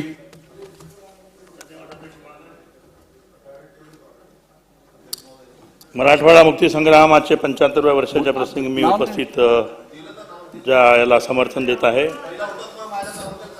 माननीय अध्यक्ष महोदय, मी जरी विदर्भातला लोकप्रतिनिधी असलो तरी माझा हा विधानसभा राजुरा तालुका विधानसभा मतदारसंघ हा अगोदर हैदराबाद राज्यामध्ये होता. विनंती राजुरा तालुका हा अगोदर आदिलाबाद जिल्ह्यामध्ये आणि नंतर हा नांदेड जिल्ह्यामध्ये होता. 1952ची निवडणूक आमची आंध्र प्रदेशमध्ये झाली आणि या मुक्ती संग्रामाबद्दल बोलत असताना आमच्या राजुरा तालुक्यामध्ये सुद्धा जी पैनगंगा आणि वर्धा नदी आहे त्या नदीवरच्या ब्रिजवर जो या हैदराबाद मुक्ती संग्रामाच्या वेळेस त्यावेळेस जे 13 सप्टेंबरला सर्वमान्य गृहमंत्री वल्लभभाई पटेलनी जी पोलीस ॲक्शनची आदेश दिले त्यावेळेसची जी गाडी तिथं आली तर काही रजाकार त्या गाडीला बॉम्बला उडवून देणार होते. परंतु ज्या प्रकारे ही चळवळ आर्य समाजाच्या वतीने स्वर्गीय स्वामी रामानंद तीर्थ, गोविंदभाई श्राफ, भाऊसाहेब वैश्यपायन यांनी चालवली तशीच आमच्या राजुरामध्ये ही चळवळ तत्कालीन आमदार कोंडा लक्ष्मण बापू, तत्कालीन आमदार शंकरराव देशमुख, पंढरी पाटील वळसकर, रामचंद्र धोटे, विश्वनाथ उबगलनवार, ताताजी भाके अशा अनेक लोकांनी ही चळवळ चालवली. आणि राजुऱ्याला सुद्धा त्या काळामध्ये ज्या प्रकारे हैदराबादचा संग्राम झाला आणि मराठवाडा मुक्त झाली त्यानंतर राजुरा सुद्धा त्यावेळेस मुक्त झाला. आणि राजुऱ्याची ही दुसरी निवडणूक ही नांदेड जिल्ह्यामध्ये झाली. त्यामुळे 1960 पर्यंत राजुरा हा मराठवाड्यामध्ये होता. अध्यक्ष महाराज 1972 पर्यंत औरंगाबाद जे रेव्हन्यू डिव्हिजन आहे ते राजुऱ्यासाठी लागू होतं. अध्यक्ष महाराज, माझी विनंती आपल्याला आहे की या अनेक अशा गोष्टी करत असताना जे रजाकाराचं राज्य म्हणून आपण समजतो ते रजाकार खरं पाहिलं निजामाच्या मध्ये ज्या माणसाने बंड केलं ते कासिम रजवी नावाचे रजाकार होते आणि त्यांनी या सगळ्या लोकांना विशेषतः हिंदूला शेतकऱ्याला छळण्याचा प्रकार केला. त्यामुळे लोकांमध्ये फार मोठी चळवळ उभी झाली आणि आपण हे मुक्त होऊ शकलो. ज्या प्रकारे मी अधिक वेळ घेणार नाही, ज्या प्रकारे मराठवाड्याच्या प्रत्येक जिल्ह्यामध्ये माननीय मुख्यमंत्र्यांनी घोषणा केली की आम्ही त्या जिल्ह्याला विशेष निधी देऊ आणि स्मारक उभं करू. हा राजुरा सुद्धा तालुका हा त्याचाच भाग आहे आणि राजुरा तालुक्यामध्ये सुद्धा एखादं हैदराबाद मुक्ती संग्राम चळवळीचं स्मारक उभं राहावं अशी आपल्याला विनंती करतो आणि वेळ दिल्याबद्दल धन्यवाद देतो. धन्यवाद.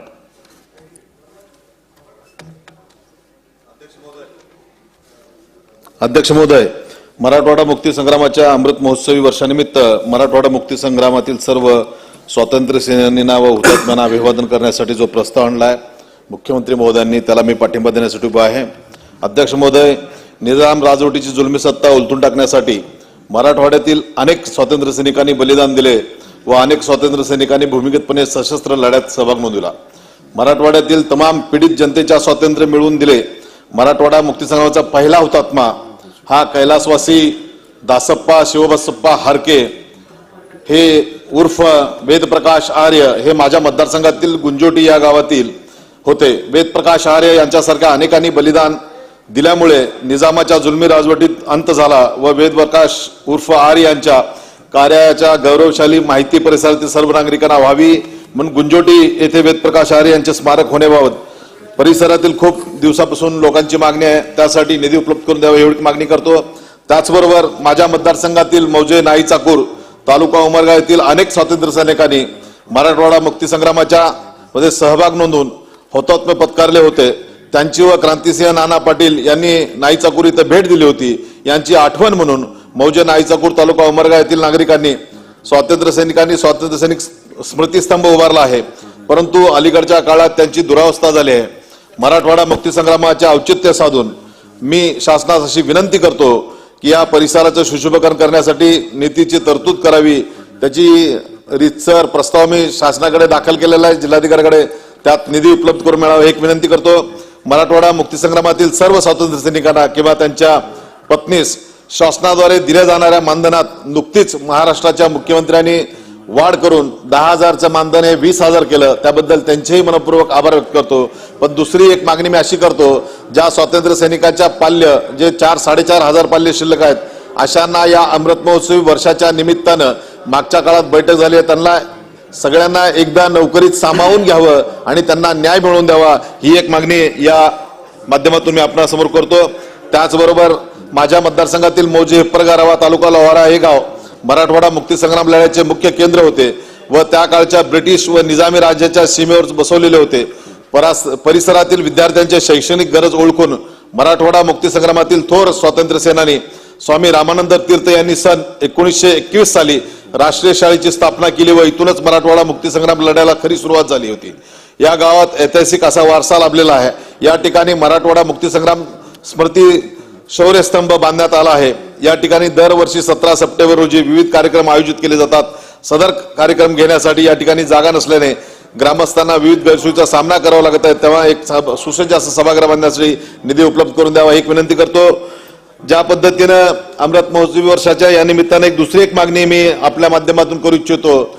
सरकारकडून 17 सप्टेंबरला ही मराठवाड्यात सुट्टी दिली जाते, पण महाराष्ट्रात सुद्धा सुट्टी देत असताना केंद्राकडून आता आपल्या माध्यमातून या सगळ्या मराठवाड्याच्या न्याय हक्कासाठी म्हणून ज्या माझ्या आधीच्या आमदारांनी जे प्रश्न उपस्थित केले, मराठवाड्याचा मागासल्याचा अनुशेष आपल्या पुढे सादर केला, त्यासाठी भरीव एक निधी केंद्र सरकारकडे मागून या सगळ्या समस्या मराठवाड्यातल्या मिटवण्यासाठी आपल्या माध्यमातून प्रयत्न व्हावेत एवढी अपेक्षा व्यक्त करतो. आपण मला या ठिकाणी बोलण्याची संधी उपलब्ध करून दिली त्याबद्दल मी आपलेही मनपूर्वक ऋण व्यक्त करून माझ्या वाणीला पूर्णविराम देतो. जय हिंद, जय महाराष्ट्र. धन्यवाद. ठीक. सभागृहाचे नेते माननीय मुख्यमंत्री यांनी या प्रस्ताव सभागृहात मांडला आहे. त्यावर इतर माननीय सदस्यांनी आपल्या भावना व्यक्त केल्या आहेत. मी सुद्धा माझ्या भावना व्यक्त करतो. यावर्षी महाराष्ट्र शासन मराठवाडा मुक्ती संग्रामाचे अमृत महोत्सवी वर्ष साजरी करत आहे. दिनांक 15 ऑगस्ट 1947 रोजी ब्रिटिशांच्या जुलमी राजवटीतून भारत देश स्वतंत्र झाला. देशाच्या स्वातंत्र्याच्या काळात अनेक संस्थानांनी भारतात विलीन झाली, परंतु हैदराबाद, जम्मू व काश्मीर आणि जुनागड ही 3 संस्थाने भारतात विलीन होण्यास तयार नव्हती. हैदराबाद संस्थान निजामांच्या ताब्यात होते. तत्कालीन हैदराबाद संस्थानात तेलंगणा, मराठवाडा व कर्नाटक राज्याचा काही भाग येत होता. 1938 ते 1948 हा मराठवाडा मुक्ती संग्रामाचा मुख्य कालखंड म्हणून ओळखला जातो. याच काळात मराठवाडा निजामांच्या राजवटीतून मुक्त करण्यासाठी वेगवेगळी राजकीय आंदोलने, विद्यार्थी चळवळी तसेच सशस्त्र आंदोलने देखील झाली. हा विरोध मोडून काढण्यासाठी हैदराबादच्या निजामाने कासिम रिझवी यांच्या मदतीने रजाकार संघटनेची स्थापना केली आणि मराठवाड्याच्या जनतेवर अत्याचार केले. निजामाच्या अन्यायी राजवटीतून मराठवाड्याला मुक्त करण्यासाठी स्वामी रामानंद तीर्थ यांच्या नेतृत्वाखाली मराठवाडा मुक्ती संग्रामाची चळवळ उभी राहिली. मराठवाड्यात निजामाच्या पंतप्रधानास थांबवण्यासाठी पूल उडवून देणारे काशीनाथ कुलकर्णी, बदनापूर तालुक्यातील दगडाबाई शेळके, रोहिल्यांना जेरीस आणणारे बीडचे विठ्ठलराव काटकर, बर्दापूर पोलीस ठाणे उडवून देणारे लातूरचे हरिश्चंद्रजी जाधव, नळदुर्ग सर करणारे उस्मानाबादचे जनार्दन होर्टीकर गुरुजी, तसेच परभणी रजाकारांना हुसकावून लावणारे सूर्यभान पवार, पालम तालुक्यातील मारुतराव पौळ, नांदेड येथील देवरावजी कवळे या सर्वांच्या योगदानातून मराठवाड्याच्या कानाकोपऱ्यातून मराठवाडा स्वातंत्र्य लढा लढला गेला. असंख्य स्वातंत्र्य सैनिकांनी आपल्या जीवाची तमा न बाळगता मराठवाडा भारतात विलीन होण्यासाठी प्रयत्नाची पराकाष्ठ केली. एक संघ भारताचे स्वप्न सातत्य एक संघ भारताचे स्वप्न सत्यात उतरवण्यासाठी हैदराबाद संस्थान भारतात विलीन होणे आवश्यक होते. ही बाब लक्षात घेऊन देशाचे तत्कालीन गृहमंत्री सरदार वल्लभभाई पटेल यांनी निजामांविरुद्ध पोलीस कारवाई सुरू केली. पोलीस कारवाई सुरू होताच काही दिवसात भारतीय सेनेने हैदराबाद संस्थानवर ताबा मिळवला. स्वामी रामानंद तीर्थ यांच्या नेतृत्वाखाली मराठवाड्यातील जनतेने दिलेल्या अभूतपूर्व लढ्याला यश प्राप्त झाले. भारत देशाच्या स्वातंत्र्याला खऱ्या अर्थाने पूर्णत्व प्राप्त झाले. यावर्षी मराठवाडा मुक्ती संग्रामाचे अमृत महोत्सवी वर्ष महाराष्ट्र शासन साजरी करत आहे. मराठवाडा मुक्ती संग्रामाच्या अमृत महोत्सवी वर्षाचे औचित्य साधून मी सभागृहाच्या वतीने मराठवाडा मुक्ती संग्राम हुतात्म्या पत्करलेल्या सर्व स्वातंत्र्य सैन्यांना सदनाच्या वतीने अभिवादन करतो. सदर प्रस्ताव एकमताने संमत करण्यात येत आहे. तुमची काही हरकत?